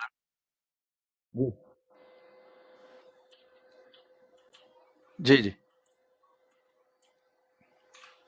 جی جی میاں جی وہ ابھی میر صاحب کو جاری رکھنے دیں، وہ جب ہم ختم کریں گے نا سوال و جواب سے پہلے اس وقت کریں گے۔ جی میر صاحب جاری رکھیں۔ جی، تو ابھی میں آپ کو محضر نامہ کا مختصر سا تعارف کرواتا ہوں، اور اس تعارف سے بھی آپ کو اندازہ ہوگا کہ کیوں اس محضر نامہ کو سارے کا سارا محضر نامہ جو ہے وہ کاروائی کے اندر سے کاروائی ڈال کر غائب کر دیا گیا ہے۔ میں صرف ابھی آپ کو اس کے فہرست مضامین پڑھ کر سناتا ہوں، اور آپ کو اس سے اندازہ ہوگا کہ اس کا مقصد کیا تھا۔ جماعت احمدیہ موقف جو ہے وہ ان کے سامنے پیش کرنا اس کا مقصد تھا۔ اب میں فہرست مضامین صرف پڑھتا ہوں، یہ 165 صفحات ہیں، اس میں سے سب سے پہلے ہے ایوان کی حالیہ قراردادوں پر ایک نظر۔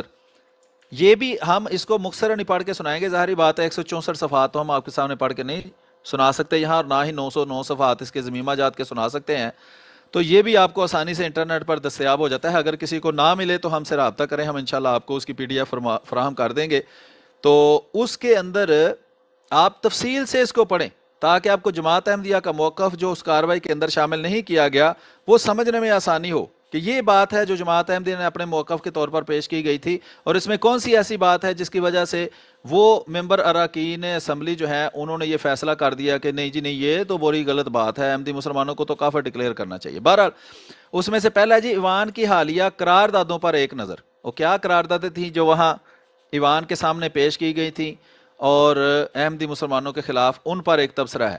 پھر یہ صفحہ نمبر 9 کے اوپر مسلمان کی تعریف اور جماعت احمدیہ کا موقف، یہ سن 1953 کے اندر بھی جو بنیادی مسئلہ یہی تھا کہ بھئی اس نے کہا ان کو کافر قرار دینا ہے تو پہلے بتاؤ مسلمان کیا ہوتا ہے، تو ہر بندے کی تعریف جو ہے وہ الگ تھی۔ وہ کہتا ہے ان میں سے ایک بندے کے مطابق میں کافر ہوں، اگر میں اس کا موقف مان لوں تو پھر دوسرے کے مطابق میں کافر ہوں، اگر دوسرے کا مان لوں تو اس کے مطابق میں کافر ہوں۔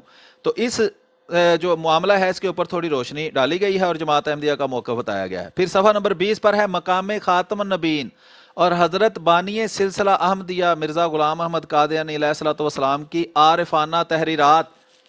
چونکہ یہ ایک بہانہ گھڑا گیا تھا کہ احمدی مسلمان جو ہیں وہ ختم نبوت کے منکر ہیں، اس لیے یہ جو ہے وہ کافر ہے، یہ بنیادی عقیدہ ہے. تو یہ جو عوام کو دھوکہ دینے کے لیے ختم نبوت کا نام استعمال کیا جا رہا تھا اور آج تک کیا جاتا ہے، اس کی وضاحت کرنے کے لیے حضرت نبی اکرم صلی اللہ علیہ وآلہ وسلم کا جو یہ ٹائٹل ہے خاتم النبیین کا، اس کے بارے میں جو ہے وہ بات پیش کی گئی ہے، اور حضرت مسیح موعود علیہ السلام کی تحریرات سے ختم نبوت کے متعلق وضاحت جو ہے وہ پیش کی گئی ہے. صفحہ نمبر 27 پر ذات باری تعالیٰ کا عرفان از افادات حضرت بانی سلسلہ احمدیہ. تو اللہ تعالیٰ کا کیا تصور ہے جو حضرت مسیح موعود علیہ السلام کی کتابوں سے، ان کی تحریرات سے ملتا ہے، وہ یہاں پیش کیا گیا ہے. پھر صفحہ نمبر 41 تک یہ مضمون چلتا ہے، اور صفحہ نمبر 41 پر ہے قرآن عظیم کی اعلیٰ و عرفہ شان حضرت بانی سلسلہ احمدیہ مسیح موعود مرزا غلام محمد قادیانی علیہ السلام کی نظر میں. تو یہ دیکھیں اس میں قرآن کریم کی کیا مقام تھا حضرت مسیح موعود علیہ السلام کی نظر میں، یہ پیش کیا گیا ہے. صفحہ نمبر 55 پر پھر ہے شان خاتم الانبیاء بانی سلسلہ احمدیہ کی نگاہ میں. پھر صفحہ نمبر 71 پر ہے آیت خاتم النبیین کی تفسیر. چونکہ الزام ہی بنیادی یہ تھا کہ جی یہ ختم نبوت کے منکر ہیں، چونکہ یہ بنیادی عقیدہ ہے اس لیے ان کو کافر قرار دینا چاہیے، تو کھول کھول کر جماعت احمدیہ کا موقف خاتم النبیین اور ختم نبوت پر اس میں پیش کر دیا گیا تھا، جو پڑھ کر لوگوں کے سامنے سنایا گیا ہے، اور جو اسمبلی سے نکال کر لوگوں کی نظروں سے جماعت احمدیہ کا یہ موقف بالکل اوجھل رکھا گیا ہے. پھر آگے صفحہ نمبر 95 ہے، ایک اور الزام لگایا جاتا ہے جی جہاد کے یہ منکر ہیں. تو انکار جہاد کے الزام کی حقیقت اس کا جو ہے وہ کافی شافی جواب جو ہے وہ اس میں دیا گیا ہے. صفحہ نمبر 122 پہ ہے بعض دیگر الزامات کا جائزہ. پھر چھوٹے چھوٹے دوسرے الزامات تھے، اس کے بارے میں وضاحت جو ہے وہ جماعت احمدیہ نے کی ہے. صفحہ نمبر 144 پر ہے معزز ارکان اسمبلی کی خدمت میں اہم گزارش.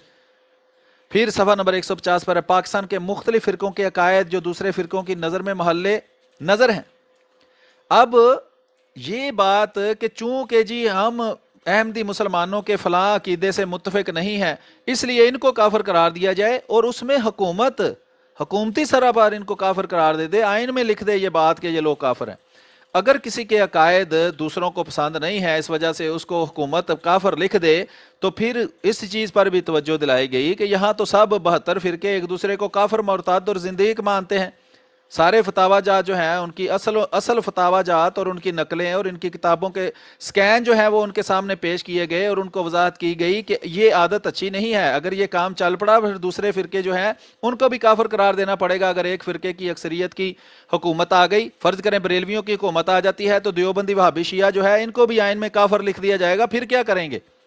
تو جو اس وقت آپ کے اس کے خلاف دلائل ہوں گے، ابھی ہماری طرف سے وہ دلائل بھی آپ خود ہی سمجھ لیں، لیکن چونکہ اس میں دلیل کی، عقل کی، منطق کی کوئی جگہ نہیں تھی، یہ فیصلہ پہلے سے ہو چکا تھا اور اس کے مقاصد سیاسی اور سیاسی مفادات سے اس کا تعلق تھا، اس لیے ان چیزوں پر کوئی غور نہیں کیا گیا. آگے ہے جی صفحہ نمبر 150 ہے، صفحہ نمبر 163 پر حضرت بانی سلسلہ احمدیہ مسیح موعود مرزا غلام محمد قادیانی علیہ السلام کی کا ایک پر درد انتباہ، اور صفحہ نمبر 165 پر جو ہے وہ ایک دعا ہے جو کی گئی ہے. یہ محضر نامہ کا مختصر تعارف ہے جو آپ کے سامنے پیش کیا گیا ہے. ابھی راجہ تعلیم الرحمان بھائی آپ کچھ کہنا چاہتے ہیں تو اس پر کہیں، پھر آگے چلتے ہیں.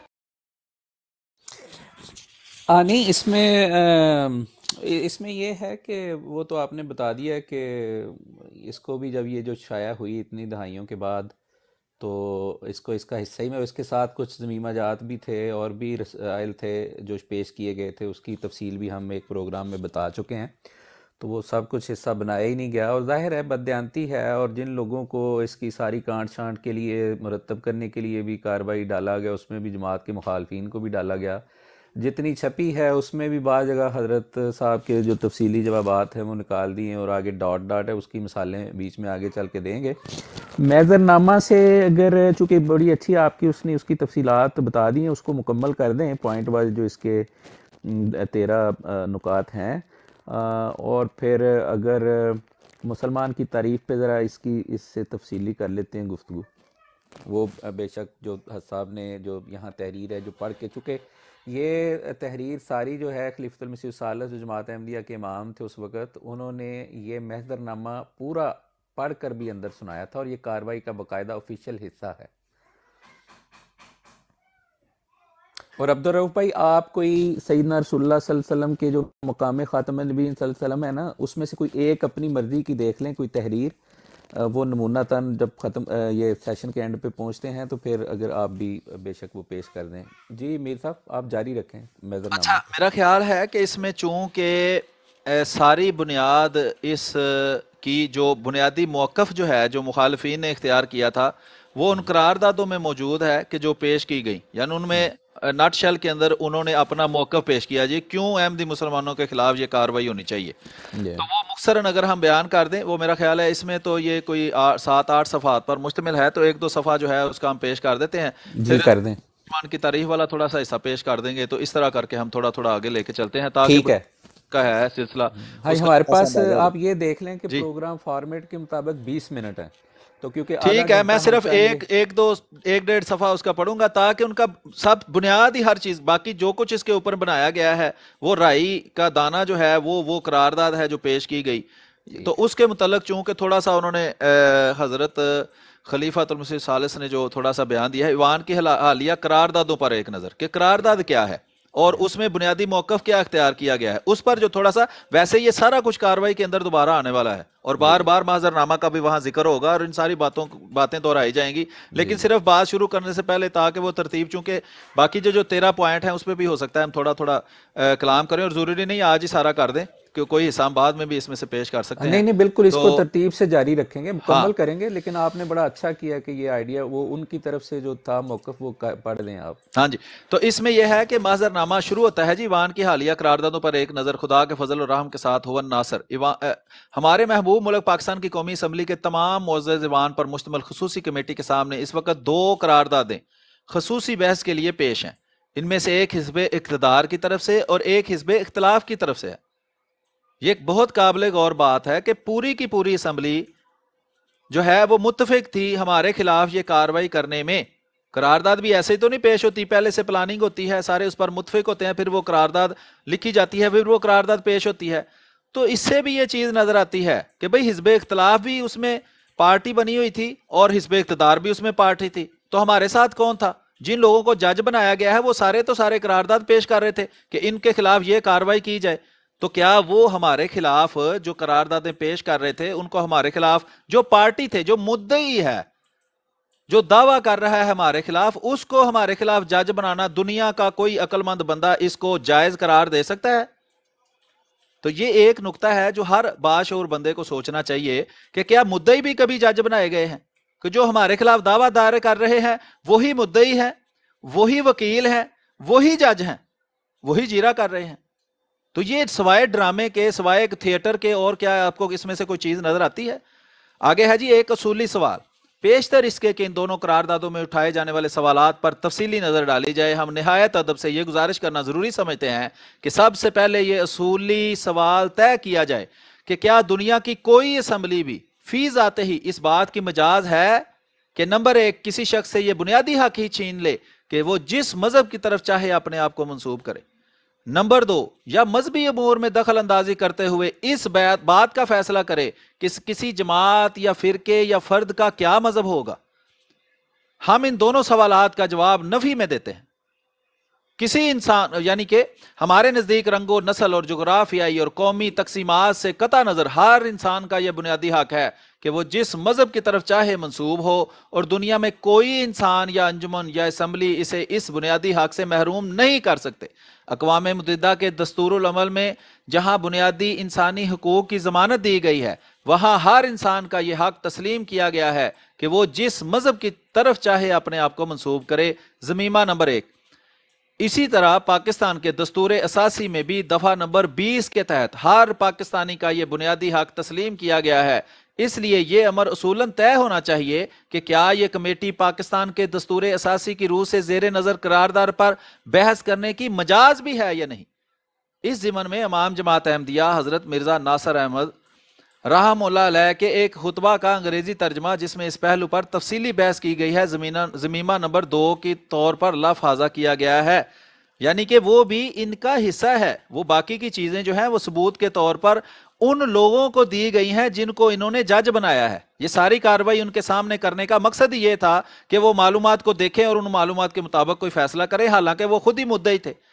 لیکن جب وہ باتیں ان کے سامنے پیش کی گئی ہیں تو کارروائی جب چھاپ کر لوگوں کے سامنے پیش کی گئی ہے تو ان باتوں کو کیوں چھپایا گیا ہے جن سے ایک پڑھنے والے کو اس سے کوئی بہتر نتیجہ نکلنے میں مدد مل سکتی تھی. تو یہ بہرحال میرا خیال ہے کہ آگے وہ لمبی تفصیل ہے، اس میں ہم نہیں جاتے. فی الحال اتنا ہی موقف کافی ہے کہ بنیادی طور پر یہ 2 سوال تھے اور اس کا جواب جماعت احمدیہ میں نفی میں دیا ہے، اور عالمی اداروں کے مطابق بھی اور خود پاکستان کے آئین کے مطابق بھی اس کمیٹی کو کوئی حق نہیں تھا کہ وہ کسی کے مذہب کے بارے میں فیصلہ کرے کہ وہ کیا ہے. اور ہر انسان کو یہ حق ہے کہ وہ اپنے آپ کو جس مرضی چاہے مذہب کی طرف منسوب کرے، اس پر عمل کرے، اس کی تبلیغ کرے. یہ بنیادی انسانی حق ہے اور کوئی قانون اس آئین پاکستان کے تحت ایسا نہیں بنایا جا سکتا. کسی اسمبلی کو یہ حق نہیں ہے کہ وہ اس پر گفتگو بھی کرے. کسی سپریم کورٹ کو، کسی کورٹ کو، کسی جج کو یہ حق نہیں ہے کہ بنیادی انسانی حقوق کے باب میں دیے گئے حقوق جو اسی آئین کے اندر درج ہیں کسی انسان سے چھین سکے. یہ اسی آئین کے اندر لکھا ہوا ہے، شک نمبر 8 ہے، جو مرضی جا کے پڑھ لے. تو ابھی یہ ہے کہ اگلا جو ہے وہ ہے مسلمان کی تعریف، صفحہ نمبر 9 ہے یہ جو محضر نامہ. ابھی جی اس سے پہلے ایک چھوٹا سا اگر وہ آپ جاری رکھتے میں ایک دو پوائنٹ رکھ دیتا ہوں کہ جی یہ کریں بڑا اہم ہے ان کے سمجھنے کے لیے. بالکل جو حج صاحب نے آگے یہ بات کی ہے کہ آگے یہ فرمایا کہ دیکھیں انسانی فطرت اور عقل بھی کسی اسمبلی کو یہ اختیار نہیں دیتی. ایک تو جو آپ نے اوپر وہ قانونی حوالے سے ساری وہ تحریر پیش کی نا کہ وہ کسی شخص یا فرقہ کو اس کے حق سے محروم کر سکے کہ وہ جس مذہب کی طرف چاہے منسوب ہو، کیونکہ ایسی صورت میں پھر اب یہ تھی وہ چیز کہ جو حج صاحب نے ان کے سامنے رکھی کہ دنیا کی ہر اسمبلی کو یہ حق دینا پڑے گا، اور اس اصول کو تسلیم کر کے ساتھ جو مختلف کبھی صورتیں پیدا ہوگی ان میں سے بعض نمونہ حسب ذیل ہیں. الف کہ دنیا کی ہر قومی اسمبلی کو فی ذاتے ہی حق بھی ہوگا کہ عیسائیوں کے بعد فرقوں کو غیر عیسائی یا ہندوؤں کے بعد فرقوں کو غیر ہند قرار دے دیں وغیرہ وغیرہ. بے ہر ملک میں موجود ہر مذہب کے ہر فرقے کو یہ حق حاصل ہوگا کہ وہ قومی اسمبلی سے یہ مطالبہ کرے کہ وہ فلاں فلاں فرقے کو غیر عیسائی یا غیر ہندو یا غیر مسلم قرار دینے پر غور کرے. وَعَلَىٰ هَٰذِهِ الْقِيَاسِ جیم اگر جماعت احمدیہ کو بالخصوص زیر نظر رکھنے کی وجہ حالیہ فسادات ہیں تو اس دلیل کی روح سے پاکستان میں اب تک جتنے بھی فرقہ وارانہ فساد ہوئے ہیں یا امکاناً ہو سکتے ہیں ان سب کے بارے میں اسی پہلو سے غور کرنا ضروری اور مناسب. اب یہاں اب یہ 74 میں کی بات ہو رہی ہے اور آج 2023 میں ہم تو اس کے بعد میں جو حالت ہوئی ہے پاکستان میں جو شیعہ سنیوں پہ اور سنی شیعوں پہ حملہ آور ہوئے ہیں، اور پھر اب کئی دفعہ یہ ذکر کیا ہے کہ فسادات کا ایک لمبا سلسلہ ہے جس میں مسجدیں، امام بارگاہیں، دربار، پاکستان کی گلیاں بھی محفوظ نہیں رہیں. اور ایک فرقہ وہ بن گیا جو انہی میں سے پھر اٹھا اور اس نے بندوق ہاتھ میں لے لی، اس نے تحریک طالبان پاکستان اپنا نام رکھ لیا. اس نے کہا کہ یہ تو قومی اسمبلی کافر ہے، وہ پاکستانی لوگ ہی تھے نا تحریک طالبان کے، تو انہوں نے کہا کہ یہ تو سارے ہی غیر مسلم یہ کافر ہیں، مرتد ہیں. تو یہ کون سے پھر اس بنیاد پہ جو ایک دھوکہ دہی سے دنستہ جھوٹ دجل کے ساتھ ایک منصوبہ بندی سے شاہ فیصل اور بھٹو کو اوپر لانے کے لیے ایک روا ریلوے اسٹیشن کا جھوٹا جو ہے وہ مطلب پلان شدہ ایک وہ واقعہ کریٹ کیا گیا، اس کو ایگزیجوریٹ کیا گیا، اور جماعت احمدیہ پھر ظلم و ستم کیے گئے عوامی سطح پر بھی اور پھر آئینی سطح پر بھی. تو کیا اس کے بعد کبھی مذہبی گروہوں میں کوئی فساد نہیں ہوا؟ کیا لوگوں میں وہ فسادات نہیں؟ وہ تو ایک اتنی دردناک داستان ہے پچھلے 20 سال ہی آپ اٹھا کے دیکھ لیں. تو یہ کون سے فرقے کو اس وجہ سے لے کے گئے ہیں پھر اسمبلی میں؟ یا جب شیعہ کی تحریک چل گئی کہ شیعہ کافر تو کیا شیعوں کو پھر کیوں نہیں اس بنیاد پہ کہ دوسرے ان کو غیر مسلم سمجھ رہے ہیں؟ یا یہ جو بریلوی اور دیوبندی جو ہیں وہ جب ایک دوسرے کے ان کے سربراہ ہیں یا ائمہ ہیں وہ کہتے ہیں کہ یہ غیر مسلم مرتد کافر ہیں، تو کسی بنیاد پہ بھی کسی اور دوسرے فرقے کو قومی اسمبلی میں اس حوالے سے کیوں نہیں پرکھا گیا؟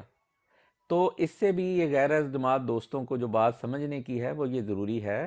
آپ کو اس لیے بتاتے ہیں کہ یہ جو 74 والا معاملہ تھا اس کے صرف سیاسی مقاصد تھے، اس کا کوئی مذہب سے لینا دینا نہیں تھا، مذہب سے کوئی دور دراز کا تعلق نہیں تھا. باقی اس کے نتیجے میں کیا ہوا وہ پھر ہم آخر پہ جب اسمبلی کی کارروائی سے گزر جائیں گے پھر بات کریں گے. تو یہ ایک دو چیزیں تھی میں سامنے رکھنا ہے. ایک لاسٹ نقطہ اس میں یہ تھا کہ دنیا کی دیگر اسمبلیوں کو بھی ہوا کہ وہ بعض مسلمان فرقوں کو ان کے بعد قائد کی روح سے غیر مسلم قرار دے دیں. مثلاً ہندوستان کی قومی اسمبلی، آج دیکھیں ادھر کیا ہو رہا ہے سلسلہ. تو مثلاً ہندوستان کی قومی اسمبلی کا حق تسلیم کرنا پڑے گا کہ وہ مسلمان فرقوں کو یکے بعد دیگرے ان فتاوا کی بنیاد پر جو ان کے خلاف دیے گئے غیر مسلم قرار دے کر ہندوستان کی غیر مسلم اکثریت میں اسی طرح عیسائی حکومتیں اپنے عددی اکثریت کے حق کو استعمال کرتے ہوئے یہ فیصلہ کرنے کی مجاز ہوں گی کہ مسلمانوں کو اقلیت قرار دے کر شہری حقوق سے محروم کر دیں. خلاصہ یہ ہے کہ اندھے ہو گئے تھے صرف اپنے مقاصد کے حصول کے لیے، جو حاصل وہ بھی نہیں ہو سکے. نہ جماعت احمدیہ کو ختم کر سکے، نہ شاہ فیصل اور بھٹو صاحب وہ مقام حاصل کر کے جو چاہیے تھا، کیونکہ خدا کی جماعت سے ٹکر لے لی تھی. وہ تو انجام جو ہوا وہ تو اس پہ بعد میں بات کریں گے. تو بہرحال جی میر صاحب اب آپ پلیز جاری رکھیں. جی ٹھیک ہے. اس سلسلے میں چونکہ میں نے جیسا کہ پہلے عرض کیا ہے کہ ہم سارے کا سارا یہ 164 صفحے کا مصدر نامہ ایک مختصر سے وقت میں تو آپ کو پڑھ کے نہیں سنا سکتے. تو ایک اس کا آئیڈیا یہ بھی ہے کہ اس کا باقی کا جو حصہ ہے وہ لفظ پڑھ کر ہم انشاءاللہ دن کے مختلف حصوں میں جب بھی ہمیں وقت ملے گا آپ کو سناتے رہیں گے. جو مس ہو جائے گا اندر سے حصہ، اس کی وجہ یہ ہے کہ یہی جماعت احمدیہ کا وہ موقف ہے جو اس کارروائی کے اندر بھی موجود نہیں ہے. تو اس کو ہم جیسے آپ دوسرے سورسز سے بھی اپنا علم بڑھائیں گے، ہم انشاءاللہ کوشش کریں گے کہ اگر اس میں سے کوئی حصہ مس ہو جاتا ہے تو چونکہ یہ ضروری معلومات ہیں تو ہم یہ بھی وقتاً فوقتاً آپ کے ساتھ شیئر کرتے رہیں گے. دوسرا رائے ایسا مجھے شاید بعد میں بھول جائے، آپ نے جو حوالہ جات وغیرہ پڑھے نا چٹان کے یا دوسرے کوئی حوالہ جات ایسے جو آپ سمجھیں کہ پبلکلی موجود نہیں ہے کہیں کسی ایسے پوسٹ وغیرہ میں، وہ مجھے اگر آپ بھیج دیں تو وہ میں ایک پوسٹ بنانی شروع کر دیتا ہوں جس میں پھر ہم ایٹ دی اینڈ سارے حوالہ جات جو ہیں اسکین اصل وہ ہم پبلکلی اس پوسٹ کے اندر لگا دیں گے. اور یہ جو ہمارے پروگرام ہیں ان کے لنکس بھی ہم اس کے اندر دے دیں گے. دوسرے مفید لنکس جیسے کہ میں نے ابھی بتائے ہیں وہ دوست محمد شاہ صاحب رحمہ اللہ علیہ کے یا دوسرے جو پروگرام اس کے بارے میں ہوئے ہیں، اسمبلی کی کارروائی، محضر نامہ، وہ ساری چیزیں وہ اس پوسٹ کے اندر میں پھر شامل کر دوں گا تاکہ اگر بعد میں بھی کوئی ایک جگہ پر اس کو دیکھنا چاہے اور اس معاملہ کو سمجھنا چاہے تو ساری معلومات اس کے لیے ایک جگہ پر بھی دستیاب ہوں. تو جی بالکل ٹھیک ہے. میں چٹان کے ہیں اور کچھ المنبر کے ہیں اور اخبارات کے وہ میں شیئر کر دوں گا. جو بھی بہتر آپ سمجھے کہ اس کو شیئر کر دینا چاہیے، وہ میں اسی ترتیب میں سارا جو ڈیٹا ہے وہ سارا ایک پوسٹ کی شکل میں بنا دوں گا. اس کو پھر ہم شیئر کرتے رہیں گے اور وہ گوگل کے اوپر پھر جو ہے وہ سرچیبل بھی ہو جائے گی. تو ابھی میں صفحہ نمبر 9 سے مسلمان کی تعریف اور جماعت احمدیہ کا موقف، اس کے بارے میں تھوڑا سا جو ہے وہ پیش کرتا ہوں، پھر ہم آگے چلتے ہیں. تو اس میں ہے جی، دنیا بھر میں ایک مسلمہ امر ہے کہ کسی فرد یا گروہ کی نوع معین کرنے سے قبل اس نوع کی جامع اور معنی تعریف کر دی جاتی ہے جو ایک کسوٹی کا کام دیتی ہے، اور جب تک وہ تعریف قائم رہے اس بات کا فیصلہ آسان ہو جاتا ہے کہ کوئی فرد یا گروہ اس نوع میں داخل شمار کیا جا سکتا ہے یا نہیں. اس لحاظ سے ہمارا مطالبہ یہ ہے کہ اس مسئلے پر مزید غور سے قبل مسلمان کی ایک جامع اور معنی متفق علیہ تعریف کی جائے جس پر نہ صرف مسلمانوں کے تمام فرقے متفق ہوں بلکہ ہر زمانہ کے مسلمانوں کا اس تعریف پر اتفاق ہو. اس ضمن میں مندرجہ ذیل تنقیحات پر غور کرنا ضروری ہے. نمبر 1، کیا کتاب اللہ یا آن حضرت صلی اللہ علیہ وآلہ وسلم سے مسلمان کی کوئی تعریف ثابت ہے جس کا اطلاق خود آن حضرت صلی اللہ علیہ وآلہ وسلم کے زمانہ میں بلا استثناء کیا گیا ہو؟ اگر ہے تو وہ تعریف کیا ہے؟ نمبر 2، کیا اس تعریف کو چھوڑ کر جو کتاب اللہ اور آن حضرت صلی اللہ علیہ وآلہ وسلم نے فرمائی ہے اور خود آن حضور صلی اللہ علیہ وآلہ وسلم کے زمانہ مبارک میں اس کا اطلاق ثابت ہو، کسی زمانہ میں بھی کوئی اور تعریف کرنا کسی کے لیے جائز قرار دیا جا سکتا ہے؟ مذکورہ بالا تعریف کے علاوہ مختلف زمانوں میں مختلف علماء یا فرقوں کی طرف سے اگر مسلمان کی کچھ دوسری تعریفات کی گئی ہیں تو وہ کون کون سی ہیں، اور اول الذکر شک میں بیان کردہ تعریف کے مقابل پر ان کی کیا شرعی حیثیت ہے؟ حضرت ابوبکر صدیق رضی اللہ تعالی عنہ کے زمانہ میں فتنہ ارتداد کے وقت کیا حضرت ابوبکر صدیق رضی اللہ تعالی عنہ یا آپ صلی اللہ علیہ وآلہ وسلم کے صحابہ رضوان اللہ علیہم اجمعین نے یہ ضرورت محسوس فرمائی کہ حضرت صلی اللہ علیہ وسلم کے زمانہ میں رائے شدہ تعریف میں کوئی ترمیم کریں؟ پھر یہ آگے مزید تفصیل ہے اس کی، اور بنیادی نقطہ اس میں یہی تھا کہ حضور محمد مصطفیٰ صلی اللہ علیہ وآلہ وسلم نے اور قرآن نے اور ابتدائی دین اسلام میں جو مسلمان کی تعریف کی گئی ہے وہ کیا ہے، اور کیا جو ہے وہ اسمبلی کو الگ سے کوئی نئی تعریف کرنے کی ضرورت ہے؟ کیا پہلے سے دین اسلام کے اندر کوئی تعریف ایسی موجود نہیں ہے جس کو استعمال کیا جا سکے؟ اب اس کے بعد مختلف فرقوں کی جو مسلمان کی تعریفیں ہیں وہ بیان کی گئی ہیں۔ اس کے بعد ہے جی صفحہ نمبر 11 پر درجہ بالا تنقیحات پر غور کرنا اس لیے ضروری ہے کہ قطعی اور ٹھوس شفاعت سے یہ ثابت ہے کہ ان میں سے ہر ایک کے متعلق مختلف مسلمان فرقوں کے علماء اور مجتہدین قطعی فتویٰ صادر فرما چکے ہیں کہ ایسے عقائد کے حامل خواہ دیگر ضروریات دین پر ایمان بھی رکھتے ہوں یقیناً دائرہ اسلام سے خارج ہیں، اور ان کے کفر میں شک کرنے والا بھی بلا شبہ خارج از اسلام قرار دیا جائے گا۔ اس ضمن میں بعض فتاویٰ ضمیمہ نمبر 4 میں ملاحظہ کریں۔ اب دیکھیں محضر نامہ میں ساری تفصیل درج نہیں ہے، اس میں مین مضمون دیا گیا ہے، اس کے متعلق اگر مزید تفصیل کی ضرورت تھی تو اس کو ضمیمہ جات کے طور پر الگ سے اس کا حوالے کے ساتھ دے دیا گیا ہے، یعنی یہ ضمیمہ جات اور محضر نامہ پورے کا پورا اس کارروائی کا حصہ ہے۔ اس لیے اس کو جب بھی حکومت جو ہے وہ اس بے ایمانی کو درست کرنا چاہے اور اس گناہ سے توبہ کرنا چاہے تو اس کو اس کے ساتھ جو ہے وہ شامل کر کے اس کو کارروائی کو چھاپنا چاہیے۔ اب آگے جو ہے اس میں مختلف فتاویٰ جات جو ہیں وہ دیے گئے ہیں، میرا خیال ہے وہ تفصیل سے وہ سارے فتاویٰ جات تو پڑھنے کی ضرورت نہیں ہے، تو آپ دیکھ لیں اس میں سے کون سا حصہ ہے جی جو دینا چاہیے نا۔ ویسے بخاری مسلم وغیرہ میں سے مختلف واقعات جو ہیں وہ بھی دیے گئے ہیں کہ اگر کسی کو کافر سمجھ کر قتل کیا گیا ہے یا کسی کو کافر کہا گیا ہے تو وہ مختلف واقعات ہیں، وہ ہم عام سنتے بھی رہتے ہیں۔ اور اس کے بعد ہے فتاوی کفر کی حیثیت، صفحہ نمبر 15 پر اس میں لکھا ہے، یہاں یہ سوال پیدا ہوتا ہے کہ ان فتاوی کفر کی کیا حیثیت ہے، اور کیا کوئی عالم دین انفرادی حیثیت سے یا اپنے فرقہ کی نمائندگی میں کسی دوسرے فرد یا فرقہ پر کفر کا فتویٰ دینے کا مجاز ہے بھی یا نہیں، اور ایسے فتاویٰ سے امت مسلمہ کی اجتماعی حیثیت پر کیا اثر پڑے گا؟ جماعت احمدیہ کے نزدیک ایسے فتاویٰ کی حیثیت اس سے بڑھ کر کچھ نہیں کہ بعض علماء کے نزدیک بعض عقائد اس حد تک اسلام کے منافی ہیں کہ ان عقائد کا حامل عند اللہ کافر قرار پاتا ہے، اور قیامت کے روز اس کا حشر نشر مسلمانوں کے درمیان نہیں ہوگا۔ اس لحاظ سے ان فتاویٰ کو اس دنیا میں محض ایک انتباہ کی حیثیت حاصل ہے، اور جہاں تک دنیا کے معاملات کا تعلق ہے کسی شخص یا فرقے کو امت مسلمہ کے وسیع تر دائرے سے خارج کرنے کا اہل یا مجاز قرار نہیں دیا جا سکتا۔ یہ معاملہ خدا اور بندے کے درمیان ہے، اور اس کا فیصلہ قیامت کے روز جزا سزا کے دن ہی ہو سکتا ہے۔ دنیا کے معاملات میں ان فتاویٰ کا اطلاق امت مسلمہ کی وحدت کے لیے انتہائی خطرناک ثابت ہو سکتا ہے۔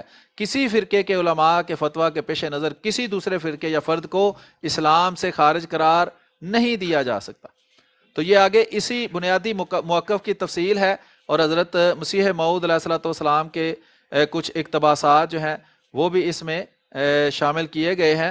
تو میرا خیال ہے کہ اس قدر کافی آگے سے مقام خاتم النبیین جو ہے وہ پھر شروع ہوتا ہے صفحہ نمبر 20 سے، وہ پھر عبد البھائی اگر آپ چاہیں تو پڑھ سکتے ہیں۔ ہاں جی، اس کو اب ہم رؤف صاحب سے میں ابھی تھوڑی دیر میں درخواست کروں گا، صرف ایک کوئی اقتباس جو ہے مقام خاتمین کی ایک تحریر اس میں سے پڑھ کے سنا دیں حوالے کے ساتھ، تو آج یہاں پھر اس کو کنکلوڈ کریں گے۔ اگلا کل کا پروگرام یہاں سے ہی آغاز کریں گے، اور جو اسمبلی کی کارروائی ہے اس کی طرف ہم خلاصتاً یہ جو محضر نامہ اس میں سے گزر کر پھر جو سوال و جواب ہوئے ہیں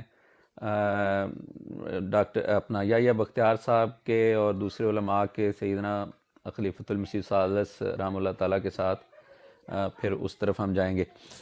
ایک میں یہ برؤ صاحب اس سے پہلے کہ وہ شروع کریں، یہ جو بھی آپ نے بتایا نا محضر نامے کے ساتھ وہ ساری تفصیلات یہ ضمیمہ یا رسائل میں تھے، تو اس میں اس کی ایک چھوٹی سی وہ کون کون سے تھے یہ میں بتا دیتا ہوں تاکہ لوگوں کو اندازہ ہو جائے کہ اس میں کیا چیزیں جو ہیں مزید محضر نامہ اپنی جگہ پہ اور اس کے ساتھ ریلیونٹ جو سپورٹنگ ڈاکیومنٹس تھے۔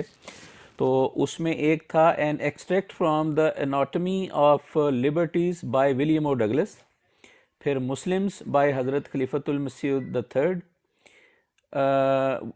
وی آر مسلمس بائی حضرت خلیفۃ المسیح the third، پھر یہ تھا کہ press release by mister Joshua, فتاوی تکفیر مقربان الہی کی سرخروئی یہ مولوی دوست محمد شاہد صاحب کی، القول المبین مولانا ابوالعطا صاحب کی، پھر خاتم الانبیاء صلی اللہ علیہ وسلم، پھر مقام ختم نبوت حضرت خلیفۃ المسیح الثالث رحمہ اللہ تعالی، ہم مسلمان ہیں، ہمارا موقف عظیم روحانی تجلیات حضرت خلیفۃ المسیح الثالث رحمہ اللہ تعالی، یہ سارے. پھر حضرت بانی سلسلہ پر تحریف قرآن کے بہتان کی تردید، یہ الگ سے ساتھ تھا، اور مودودی شاہ پارے. اور پھر آگے ایک تھا کہ آزاد کشمیر اسمبلی کی قرارداد پر تبصرہ، خطبہ جمعہ حضرت خلیفۃ المسیح الثالث رحمہ اللہ تعالیٰ کا. اور پھر ایک تھا کہ تحریک پاکستان میں جماعت احمدیہ کا کردار، از مولانا مکرم مولانا دوست محمد شاہ صاحب. یہ ساری چیزیں تھیں. تو یہ بھی معذر نامہ جیسے غائب ہے، اسمبلی کی چھپی ہوئی کارروائی سے، تو یہ بھی غائب ہے. جی اچھا، یہ ابھی رعوف بھائی ایک اقتباس پڑھیں گے، اس کے بعد 20 منٹ ہوں گے دوستوں کے پاس. اس میں کوشش کریں کہ غیر از جماعت اگر دوست آئیں تو وہ پڑھ دیں، سوال کر لیں، ورنہ احمدی دوست بھی اس موضوع سے متعلق پلیز سوال کریں صرف. جی جی جی جی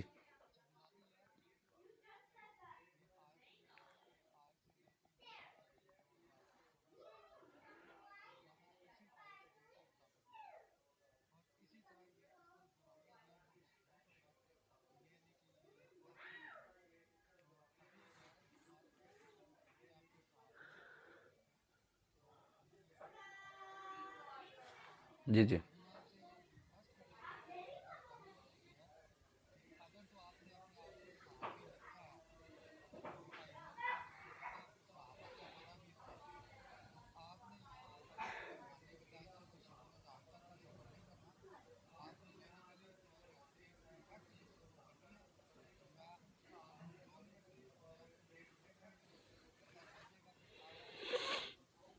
جی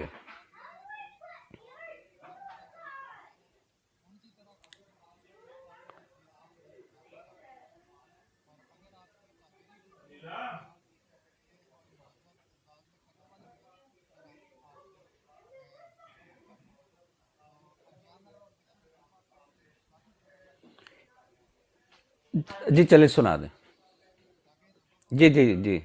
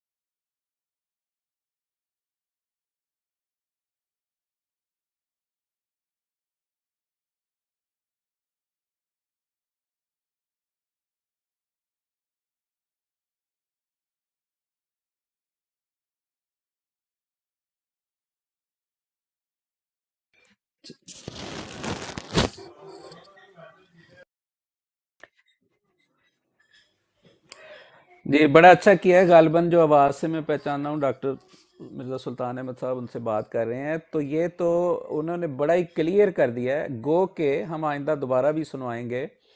ڈاکٹر مبشر حسن اور حفیظ الدین پیرزادہ صاحب چھوٹی شخصیات نہیں ہیں اپنی علمی سیاسی قابلیت کے حوالے سے. بھٹو صاحب کے دستے راست، بانیان پاکستان پیپلز پارٹی، اس وقت قومی اسمبلی میں ایک وزیر قانون، ایک وزیر خزانہ. تو یہ انہوں نے اور جگہ بھی یہ کہا ہوا ہے کہ اس کے پیچھے سعودی عرب تھا اور امریکہ تھا، اور یہ کمپرومائز تھا سیاسی، اس کا کوئی مذہب سے تعلق نہیں تھا. یہ دونوں شخصیات کے آن ریکارڈ انٹرویو موجود ہیں نجم سیٹھی صاحب کے پاس، اور وہ کیا نام ہے اس کا برخوردار جو ان کا نذیر ناجی صاحب کا، ان کے اس کے ساتھ، اور ایک دو اور جگہ پہ. اچھا یہ جو انہوں نے بات کی ہے نا، یہ تو خلاصہ ہے جو ابھی آپ شروع کا ہمارا سیشن تھا سارا، کہ اسلامی سربراہی کانفرنس کا کیا مقصد تھا، اور کیا یہ چاہتے تھے بھٹو صاحب کو اور شاہ فیصل کو مقام دلوانا، اور یہاں مبشر حسن صاحب کہہ رہے ہیں یہ فکٹیشیس سی ساری کاروائی، سارا کچھ پلان تھا، فیصلہ پلان تھا، یا بختیار ایک وہ کہہ رہے ہیں کہ سٹوپڈ آدمی تھا اور اس کو جو پرچی دی جاتی تھی وہ بس وہ پڑھ کے جو ہے وہ آگے سنا رہا تھا. تو یہ ہم نہیں کہہ رہے، یہ وہ لوگ کہہ رہے ہیں جو اس اسمبلی کا حصہ تھے. تو ہم تو آپ کے سامنے پیش کر ہی رہے ہیں تو تفصیلات ہیں، لیکن کم سے کم جو لوگ اس کاروائی کا حصہ تھے، جو بنیادی ارکان میں تھے، جنہوں پنجابی کہتے ہیں نا جڑے تھم سی پیپل پارٹی دیتے تھے اسمبلی دے، وہ کہہ رہے ہیں. وزیر قانون کی مجھے بتانے کی ضرورت نہیں ہے کہ کسی اسمبلی میں کیا حیثیت ہوتی ہے. تو بہرحال جزاک اللہ میاں جی، بہت اچھا آپ نے یہ حوالہ ڈھونڈا. جی رؤف بھائی آپ جلدی سے وہ حوالہ پڑھ دیں پھر ہم سوالوں کی طرف چلتے ہیں. جی بہت شکریہ. السلام علیکم. حضرت وانی سلسلہ عالیہ احمدیہ علیہ السلام جس شدت، عقیدت اور معرفت تامہ کے ساتھ خاتم الانبیاء والاصفیاء حضرت محمد مصطفیٰ صلی اللہ علیہ وسلم کو خاتم النبیین یقین کرتے تھے، اس کا اندازہ خود آپ کی تحریرات کے مطالعہ کے بغیر ممکن نہیں. پس اس ضمن میں آپ کی متعدد تحریرات سے بعض اقتباسات پیش ہیں، اور یہ معذر نامہ میں میرے ہاتھ میں معذر نامہ ہے جی اس وقت. حضرت اقدس مسیح موعود علیہ الصلوۃ والسلام فرماتے ہیں، مجھ پر اور میری جماعت پر جو یہ الزام لگایا جاتا ہے کہ ہم رسول اللہ صلی اللہ علیہ وسلم کو خاتم النبیین نہیں مانتے، یہ ہم پر افتراء عظیم ہے. ہم جس قوت، یقین، معرفت اور بصیرت سے حضرت صلی اللہ علیہ وسلم کو خاتم الانبیاء یقین کرتے ہیں، اس کا لاکھواں حصہ بھی دوسرے لوگ نہیں مانتے، اور ان کا ایسا ظرف بھی نہیں ہے. وہ اس حقیقت اور راز کو جو خاتم الانبیاء کی ختم نبوت میں ہے سمجھتے ہی نہیں ہیں. انہوں نے صرف باپ دادا سے ایک لفظ سنا ہوا ہے، مگر اس کی حقیقت سے بے خبر ہیں اور نہیں جانتے کہ ختم نبوت کیا ہوتا ہے، اس پر ایمان لانے کا کیا مفہوم ہے. مگر ہم بصیرت تام سے، جس کو اللہ تعالیٰ بہتر جانتا ہے، حضرت صلی اللہ علیہ وسلم کو خاتم الانبیاء یقین کرتے ہیں، اور خدا تعالیٰ نے ہم پر ختم نبوت کی حقیقت کو ایسے طور پر کھول دیا ہے کہ اس عرفان کے شربت سے جو ہمیں پلایا گیا ہے ایک خاص لذت پاتے ہیں جس کا اندازہ کوئی نہیں کر سکتا بجز ان لوگوں کے جو اس چشمہ سے سیراب ہوں. ملفوظات جلد اول صفحہ نمبر 342. جزاکم اللہ. اللہم صلی علی سیدنا محمد وعلی آل محمد. صلی اللہ علیہ وسلم. جزاکم اللہ رؤف بھائی. اور یہ محضر نامہ وہی جس کی ہم بات کر رہے ہیں جو قومی اسمبلی میں پیش کیا گیا اور خلیفۃ المسیح ثالث رحمہ اللہ تعالیٰ نے پڑھ کے سنایا. صرف ایک اقتباس اگلے پروگرام میں میر صاحب کے ساتھ مل کر انشاءاللہ اسی طرح محضر نامہ چونکہ ایک ابتدا ہے قومی اسمبلی کی، تو اس میں اس کے جو اس طرح کے نکات ہیں اس کی مختصر اس پہ حوالہ دے کر اور ایک تو اقتباسات سامنے پڑھ کے رکھیں گے اور پھر باقی اسمبلی کی کارروائی جاری رکھیں گے. اب سوال لے لیں. جیسا کہ میاں جی نے کہا ہے کہ جو دوست آئیں وہ موضوع سے متعلق سوال کریں، تو اگر وہ irrelevant ہوگا تو وہ سوال ہم اس کو رد کر دیں گے، یہ پہلی بات بتا دی ہے. اور دوسرا، اگر کوئی گالی والی دے اس کو فوراً ریموو کر دیں، اور اس کو جواب میں گالی دینے کی کامنٹس میں یہ کہیں ضرورت نہیں ہے. ہم نے اپنے اخلاق کو انشاءاللہ برقرار رکھنا ہے. جی لے لیں اگر کوئی ہیں دوست.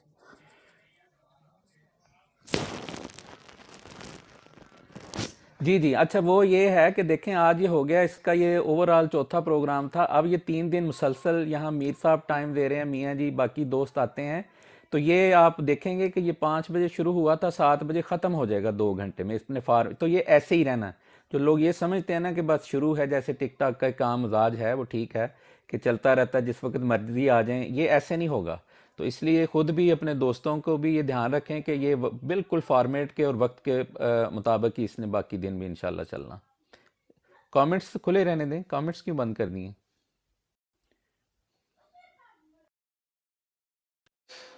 میں نے نہیں کیا بند، یہ صرف فیروڈ بھائی کر سکتے ہیں. ہاں نہیں میں ان سے ہی کہہ رہا ہوں.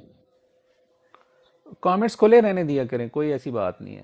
وہ اگر کوئی بہت ایسا ہو اس کو بس ڈیلیٹ کر دیا، ورنہ لوگوں کو اپنے تو بہرحال اس پہ کسی وقت انشاءاللہ تفصیلی بات کریں گے. جی میاں جی پلیز بات کیجیے اپنے مہمان سے. मियाँ साहब बोल सकता हूँ मैं? ਹੈਲੋ ਮੀਆਂ ਸਾਹਿਬ। ਜੀ ਮੀਆਂ ਸਾਹਿਬ ਮਾਈਕ ਮਿਊਟ ਤੇ ਤੁਹਾਡਾ ਮੇਰਾ ਖਿਆਲ ਹੈ ਹੁਣ ਤੁਸੀਂ ਗੱਲ ਕਰ ਰਹੇ ਹੋ। जी जी मियाँ साहब, एक तो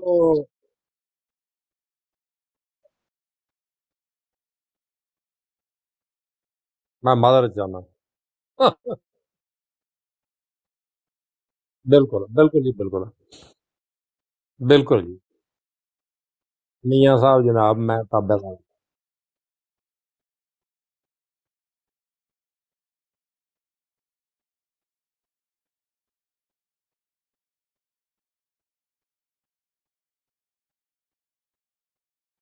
ठीक है मियाँ साहब।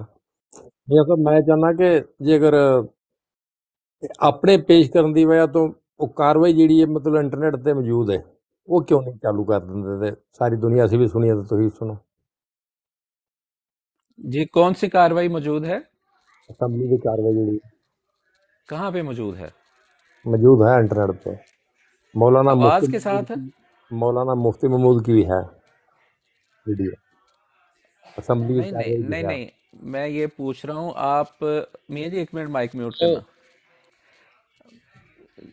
आप ये कहना चाह रहे हैं कि पाकिस्तान की कौमी असम्बली ने जो कार्रवाई जाया की वो बा आवाज़ मौजूद है? ये मौलाना मुफ्ती महमूद की तो है ना, दूसरी भी होगी लाजमी। नहीं नहीं, मुफ्ती की मुफ्ती निकालो महमूद वो साहब सारी की तो एक ऑडियो है जो बाहर आ गई किसी भी वीडियो वजह से। वीडियो हाँ जी, वो मौलाना ऑफिशियल मुफ्ती तो महमूद नहीं की है। वीडियो है। ਅੱਛਾ ਮੀਰ ਸਾਹਿਬ, ਮੈਨੂੰ ਇਹਨਾਂ ਦੀ ਗੱਲ ਸਮਝ ਨਹੀਂ ਆਈ, ਤੁਹਾਨੂੰ ਸਮਝ ਆਈ है कि मौलाना मुफ्ती महमूद की वीडियो है। क्रिस्टोस पुरस साहिब, बात यह है कि असम्बली की कार्रवाई जो है ना, वो कार्रवाई है, वो एक ख़ास तरीके से हुई है।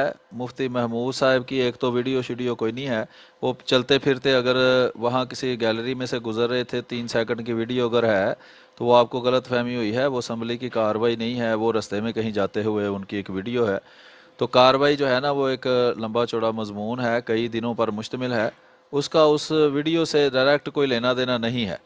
तो हम जो बात कर रहे हैं वो पूरी कार्रवाई पर कर रहे हैं, किसी गली में से गुजरते हुए 3 सेकंड की वीडियो की बात नहीं कर रहे। और जो आप कह रहे हैं ना, मतलब ज़रूर ये तो होगी। आपकी बनाई हुई है ना, वो जो असल कार्रवाई वो तो वही है ना, अच्छा अच्छा, सही ऑडियो है। में वीडियो में वही है कार्रवाई। हाँ सही है, चलें आप उसका लिंक मुझे भेज दें, वो फिर मैं देख माजरत लूँगा। चाहते हैं, माजरत मियाँ जी साहब, जी आप फिर माजरत चाहते हैं।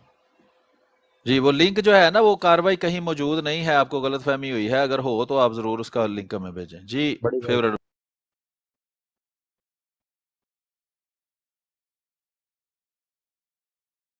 नहीं, वो दोस्त को ऐसे ही किसी ने बता दिया कि उसकी वीडियो ऑडियो वो तो कभी जारी भी नहीं हुई। तो कार्रवाई की जो इशाअत हुई है 2018 में, स्पीकर कौमी असम्बली थी, उन्होंने वो जारी किया, और वो भी जो है वो पब्लिक नहीं है। वो भी जो मेरी मालूमात हैं वो ये है कि वो इस्लामाबाद में कौमी असम्बली की लाइब्रेरी में इस वक्त पड़ी है, और उस पर आम पब्लिक को एक्सेस नहीं है। बल्कि मैंने कुछ अरसा पहले ये कोशिश जब की थी, एक दो जो दोस्त से जहाँ जो इस्लामाबाद में है कि किसी ताल्लुक़ से वो हो जाए, तो वो ताल्लुक़ से भी इतनी आसान नहीं है उसकी कापी लेना, अभी जो सूरत हाल है। तो बहरहाल, तो बाकी जो उनको ठीक है, अगर उनके पास वो उनको लग रहा है ऐसी, तो वो मीर साहब ने कहा कि उनको भिजवा दें। आगे कोई दोस्त कर लें, अगर गैर जमात चंद मिनट बाकी हैं तो कोई दोस्त आके सवाल करना चाहे, वरना मेरा ख्याल है एमजी भाई हो गए हैं और मलिक साहब भी। तो ऑटो मास्टर साहब, आप कुछ कहना चाहते हैं? ऑटो मास्टर साहब मेरा ख्याल है स्पीकर पे छोड़ के तो कहीं मसरूफ़ हो गए हैं। तो अहमद जट साहब, आप कर लें बात।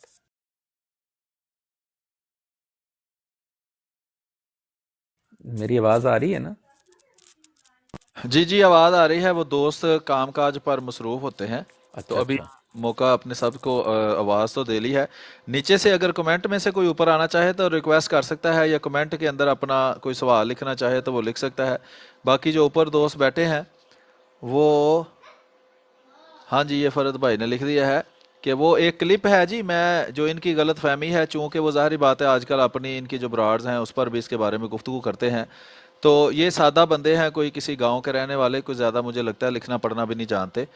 तो किसी ने, कौन फरत भाई?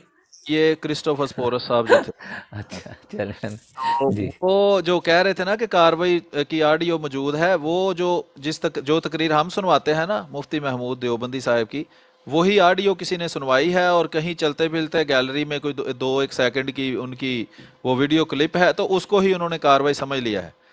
تو یہ اپنی ان کی سادگی ہے. تو چلیں ان کو غلط فہمی ہوئی ہے تو اس کے بارے میں ہم کیا کر سکتے ہیں. تو اچھا جی، جی ایک دوست یہ لکھ رہے ہیں کہ میاں صاحب میرا سوال یہ ہے کہ آپ اس کیس سے یہ پہ پاکستان کی عدالت میں اپیل، اب یہی ہے نا، اویئرنیس ہی نہیں ہوتی، پتہ ہی نہیں ہوتا. تو یہ تو سب کام جماعت نے کیے ہوئے ہیں، شرعی عدالت میں بھی اور ہر جگہ پہ. تو آپ کو ان کی تفصیلات کا پتہ نہیں ہے میرے دوست. تو بہرحال ادھر سے وہی پاکستان کی عدالتیں ہیں، وہی حکومت ہے. تو یہ جب بھی معاملہ طے ہونا ہے، انہوں نے جب خود ریئلائز کرنا ہے، پاکستان کی حکومت ہی اس کو ریویو کرنے کی اہلیت بھی رکھتی ہے. یہ قانون کے ذریعے اس میں اب تبدیلی آئے گی جب بھی آئے گی.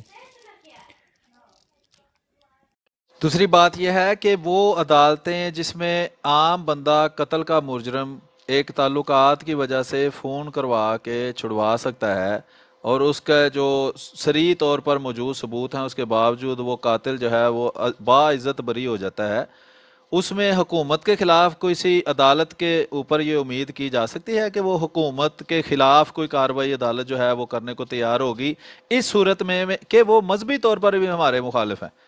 جو جج حضرات وہاں بیٹھے ہیں وہ مذہبی طور پر بھی ہمارے مخالف ہیں، کوئی دیوبندی ہے، کوئی شیعہ ہے، کوئی وہابی ہے، کوئی بریلوی ہے، کوئی اس طرح کے لوگ ہیں. تو وہ اگر ہم ان کے آگے دلیل پیش بھی کر دیں کہ یہ غلط بنا ہوا ہے تو کیا وہ اس کے خلاف فیصلہ دے دیں گے؟ دوسری بات یہ ہے کہ جج کو اختیار ہے، عدالت کو اختیار ہے کہ قانون ختم کر دے. تو یہ بچے ہیں، ان بچوں کو ان کے بڑے غلط پٹیاں پڑھا کر جو ہے وہ سارا دن بھیجتے ہیں. وہ ان کو یہ سکھا رہے تھے جی یہ اتنے ہی ان کو ہے تو یہ پاکستان کی عدالت میں قانون جا کے ختم کروا لیں. تو جس طرح کے وہ سیانے ہیں اسی طرح کا وہ سیانپ جو ہے وہ ان کو سکھا رہے ہیں. جی اگر احمد جٹ بھائی 5 منٹ ہمارے پاس رہ گئے ہیں، کوئی غیر جماعت اگر دوست کرنا چاہے وہ لکھ دے، اگر اوپر نہیں آ سکتا یا اوپر مائک پر آ جائے تو ہماری طرف سے پورا موقع ہے، کوئی بھی ہو سوائے جو پتہ ہے آپ کو کہ ایک دو لوگ ہیں. تو راجہ آپ بھائی کو میں تھوڑا سا مصروف ہوں، ہاں میں صرف سن سکتا ہوں. ٹھیک ہے کوئی بات نہیں. تو سیفی آپ کچھ کہنا چاہتے ہیں؟ سیفی صاحب. جی السلام علیکم تمام بھائیوں وعلیکم کو. السلام ورحمۃ اللہ. میں صرف یہ کہنا چاہتا ہوں کہ اس کارروائی کو ہمیں بار بار سنانا چاہیے اور کنٹینیو کرنا چاہیے، اور کسی قسم کی بھی اس میں اب وہ رکاوٹ نہیں آنی چاہیے کوئی بھی جو کہ پہلے آ چکی ہے کہ ایسے کر لیں، 2 بندے ہمارے آ جائیں، 2 بندے ان کے آ جائیں. اس لیے کہ میں بہت زیادہ میرا انٹرسٹ ہے اس کارروائی کو سننے کا، اس لیے کہ پہلے میں نے بس یہ لفظی باتیں سنی ہیں، لائک ادھر سے سن لی ادھر سے سن لی، لیکن اب میں اس کو سننا چاہتا ہوں. تو اس لیے پلیز اس کو کنٹینیو کریے گا، اور آپ بہت اچھا کام کر رہے ہو اس حوالے سے. جزاک اللہ. چلیں جزاک اللہ. کچھ سیشنز ہمیں لگے اس کا کیونکہ یہ اتنا بڑا مسئلہ ہے اور اس کی تفصیلات اتنی زیادہ ہیں کہ اس کو خلاصہ کرتے کرتے بھی ہمیں کئی پروگرام ابھی تک لگ گئے ہیں. تو آج ہم نے صرف انٹری لی ہے کہ جو کاروائی ان سیشن کیمرہ جو ہوا ہے اس میں میزر نامہ سے اس کی ابتدا کی ہے. تو اب دیکھیں انشاءاللہ وہ بھی ظاہر ہے جیسا کہ میر صاحب نے بھی بتایا کہ کئی دن یہ اجلاس جاری ہے، میرا خیال ہے 12-13 اجلاس ہیں، تو وہ تو ہم سارا نہیں پڑھ سکتے، لیکن جو متعلقہ ہیں اس میں معاملات، اور یہ تھوڑا اس میں ہم یہ بتائیں گے کہ جو ایک نیچر کے ان کے سوالات کی نیچر کیا تھی، اور جو اٹارنی جنرل تھے یا بختیار صاحب وہ کر کیا رہے تھے، اور کیسے خلیفۃ المسیح ثالث رحمۃ اللہ تعالیٰ نے ان چیزوں کے جوابات دیے. پھر حضرت صاحب کے جو سوالات تھے بیسیکلی، اور جو کہ یہ جو ایشو تھا ختم نبوت کا دوسرے، ان پہ کتنی، یہ ساری کی ہم کوشش کریں گے کہ جو بہت ریلیونٹ ہیں، جو پبلک کے جاننے سمجھنے جو آپ کے سامنے رکھیں. تو باقی تو ہم بتا ہی رہے ہیں ساتھ ساتھ کہ یہ کہاں سے مکمل تفصیل جو ہے وہ پڑھی جا سکتی ہے.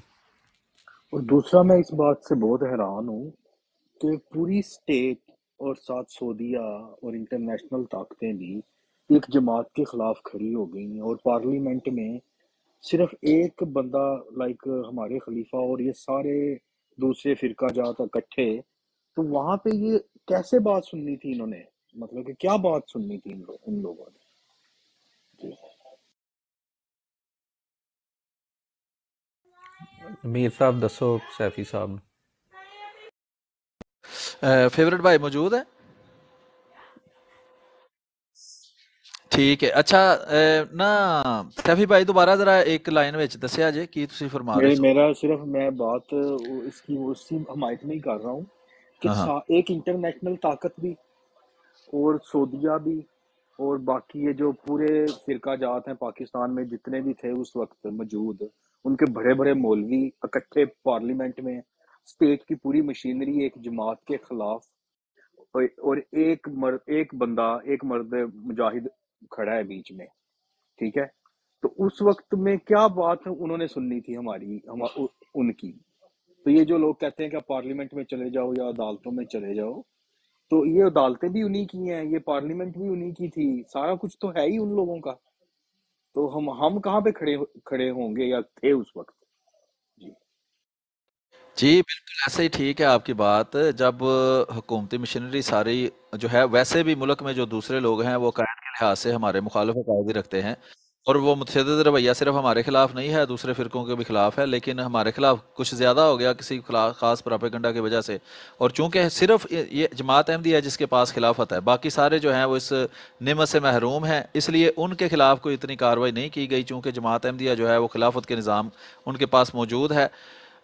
جو واحد ایسی جماعت ہے پوری دنیا کے کوئی 2.5 ارب کے قریب جتنے بھی مسلمان ہیں اور 50 ملکوں سے زیادہ جو ممالک ہیں، کسی اور مسلمان ملک کے پاس یا کسی بھی فرقے کے پاس کوئی بھی اس طرح کا خلافت کا اور تربیت کا اور تبلیغ اسلام کا نظام جو ہے وہ موجود نہیں ہے.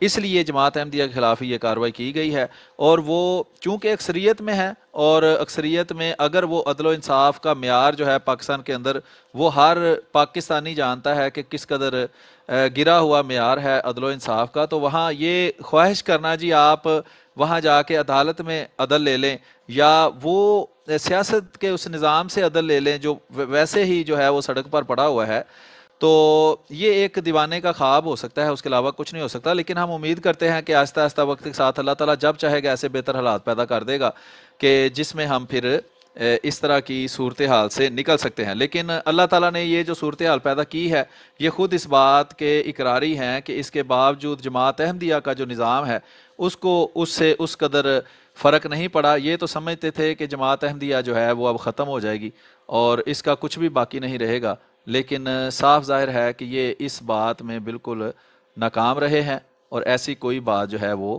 یہ وہاں نہیں ہوئی. فیورٹ بھائی ذرا میرا بڑا کر دیں اس کو، میرے ویو کو.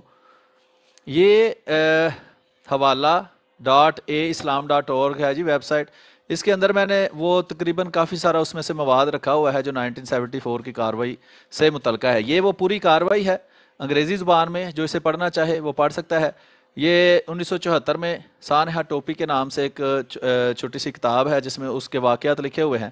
یہ وہ جو ابھی فیورٹ بھائی نے دکھایا ہے وہ بھی اس کے اندر لنک موجود ہے، سنایا ہے جو جس میں وہ جو بیان ہے وہ دیتے ہیں. یہ پھر ایک چھوٹا سا پروگرام ہے جو اسی متعلق ہے.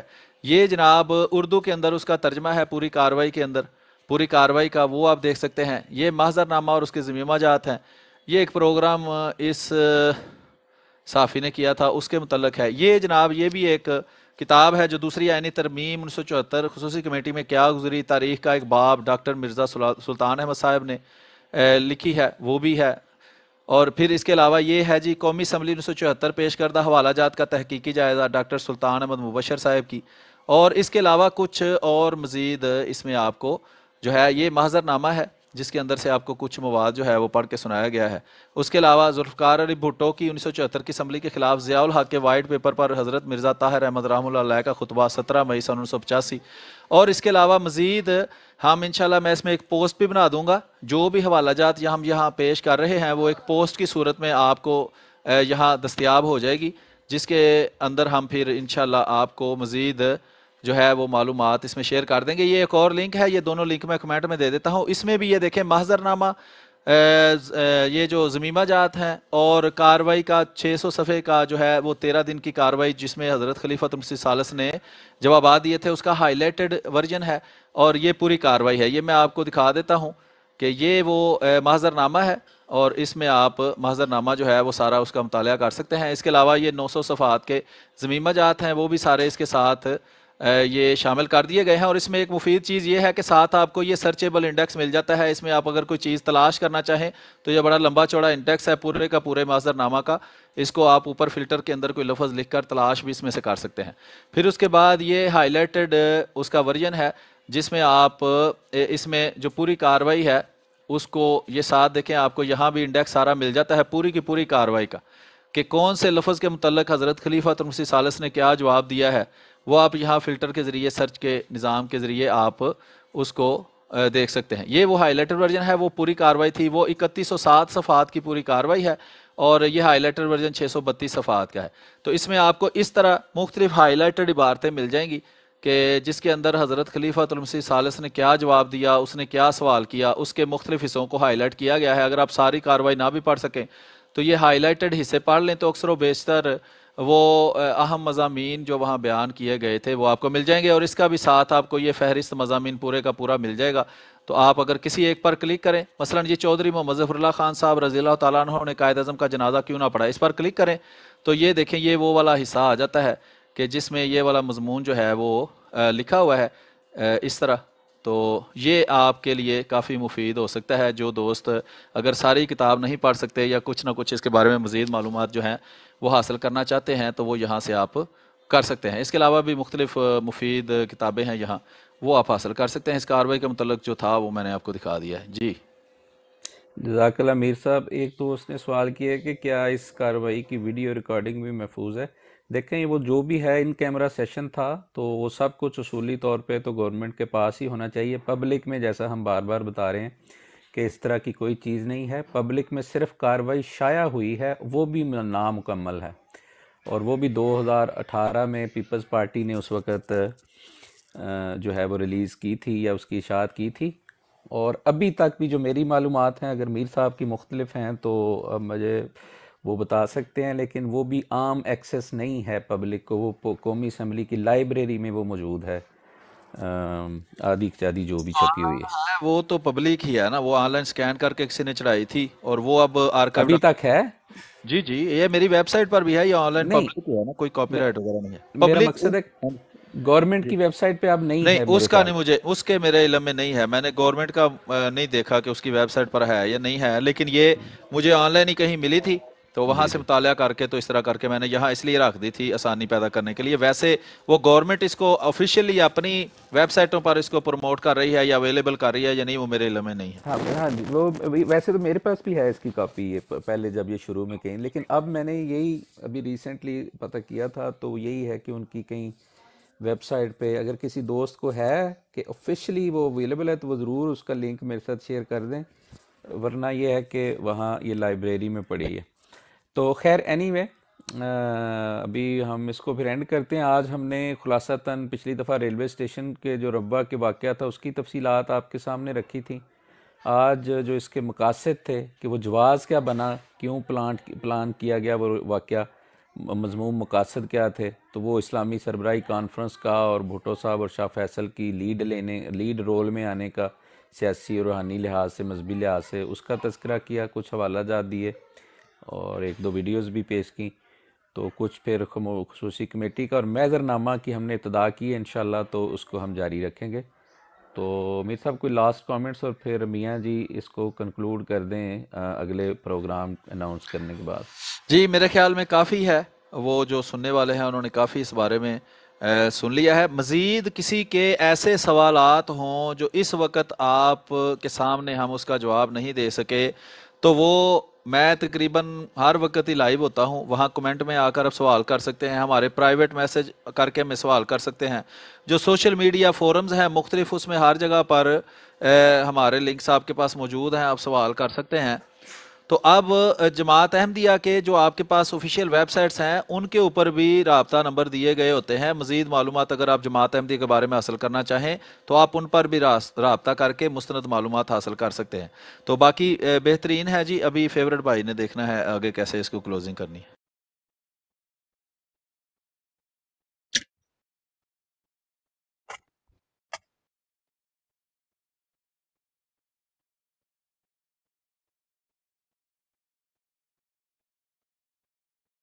جی السلام علیکم.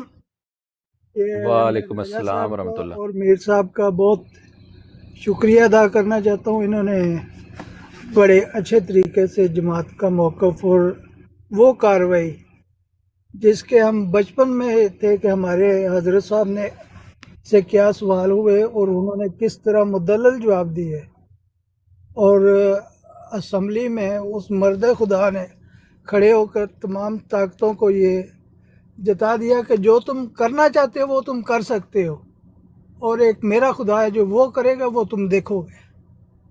بس میں یہی کہنا چاہتا ہوں. بہت شکریہ اسٹیریل صاحب، بہت شکریہ، جزاکم اللہ.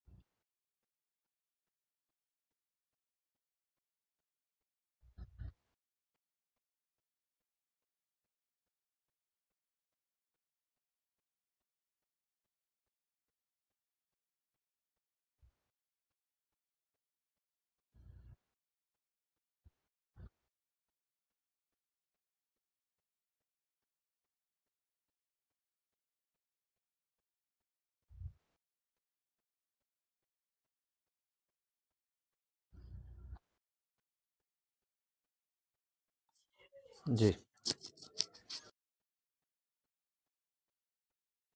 ہاں جی، جزاک اللہ بہت بہت میاں جی. بس ٹھیک ہے، سلام کریں اور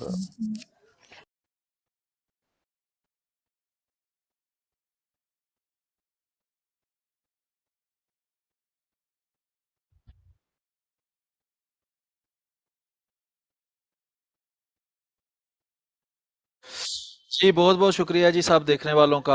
आप हमारे साथ शामिल रहे, जिसने जिस तरह भी इस प्रोग्राम को कामयाब करने में मदद की है। और जो ऊपर पैनलिस्ट हैं वो बैठे रहे हैं, और राजा भाई का, फेवरेट भाई का स्पेशल शुक्रिया है जिन्होंने इस प्रोग्राम को कामयाब बनाने में हमारी मदद की है। आपसे दरख्वास्त है कि मज़ीद मालूमात जो है वो ख़ुद भी हासिल करने की कोशिश करें और उसको ज़्यादा से ज़्यादा शेयर करें। और अगले प्रोग्राम तक के लिए हम सबको इजाज़त दें, फिर मुलाकात होगी। अपनी दुआ में याद रखें। अस्सलाम रहमतुल्लाहि व बरकातुहू।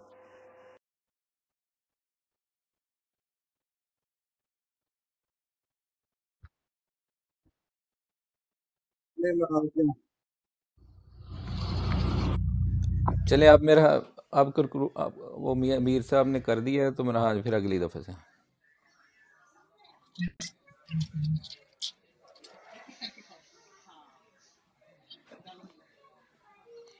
वालेकुम अस्सलाम अल्लाह वरहमतुल्लाह। हाफिज़, वालेकुम अस्सलाम। अस्सलाम वरहमतुल्लाह।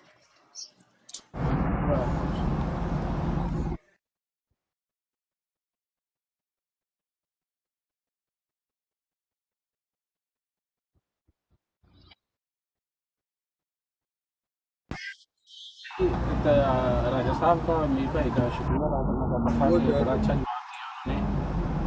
मेरे साथ और भी कई दोस्त होते हैं जो हम लोग सुन रहे होते हैं, तो इल्म में इजाफा इन सारी बातों से। तो मेरी तरफ से बस यही थे कि शुक्रिया जज़ाक अल्लाह। अल्लाह ताला आप सबको सेहत को तंदुरुस्ती वाली लंबी ज़िंदगी दे और इसी तरह खिदमत करने की तौफीक देता रहे आइंदा भी इंशाअल्लाह।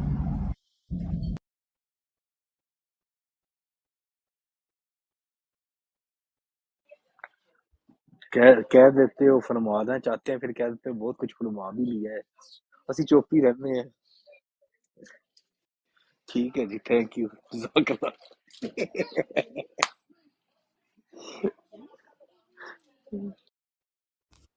जी मैं फारूक अभी हुआ हूँ जुमे से। अल्लाह ताला आपको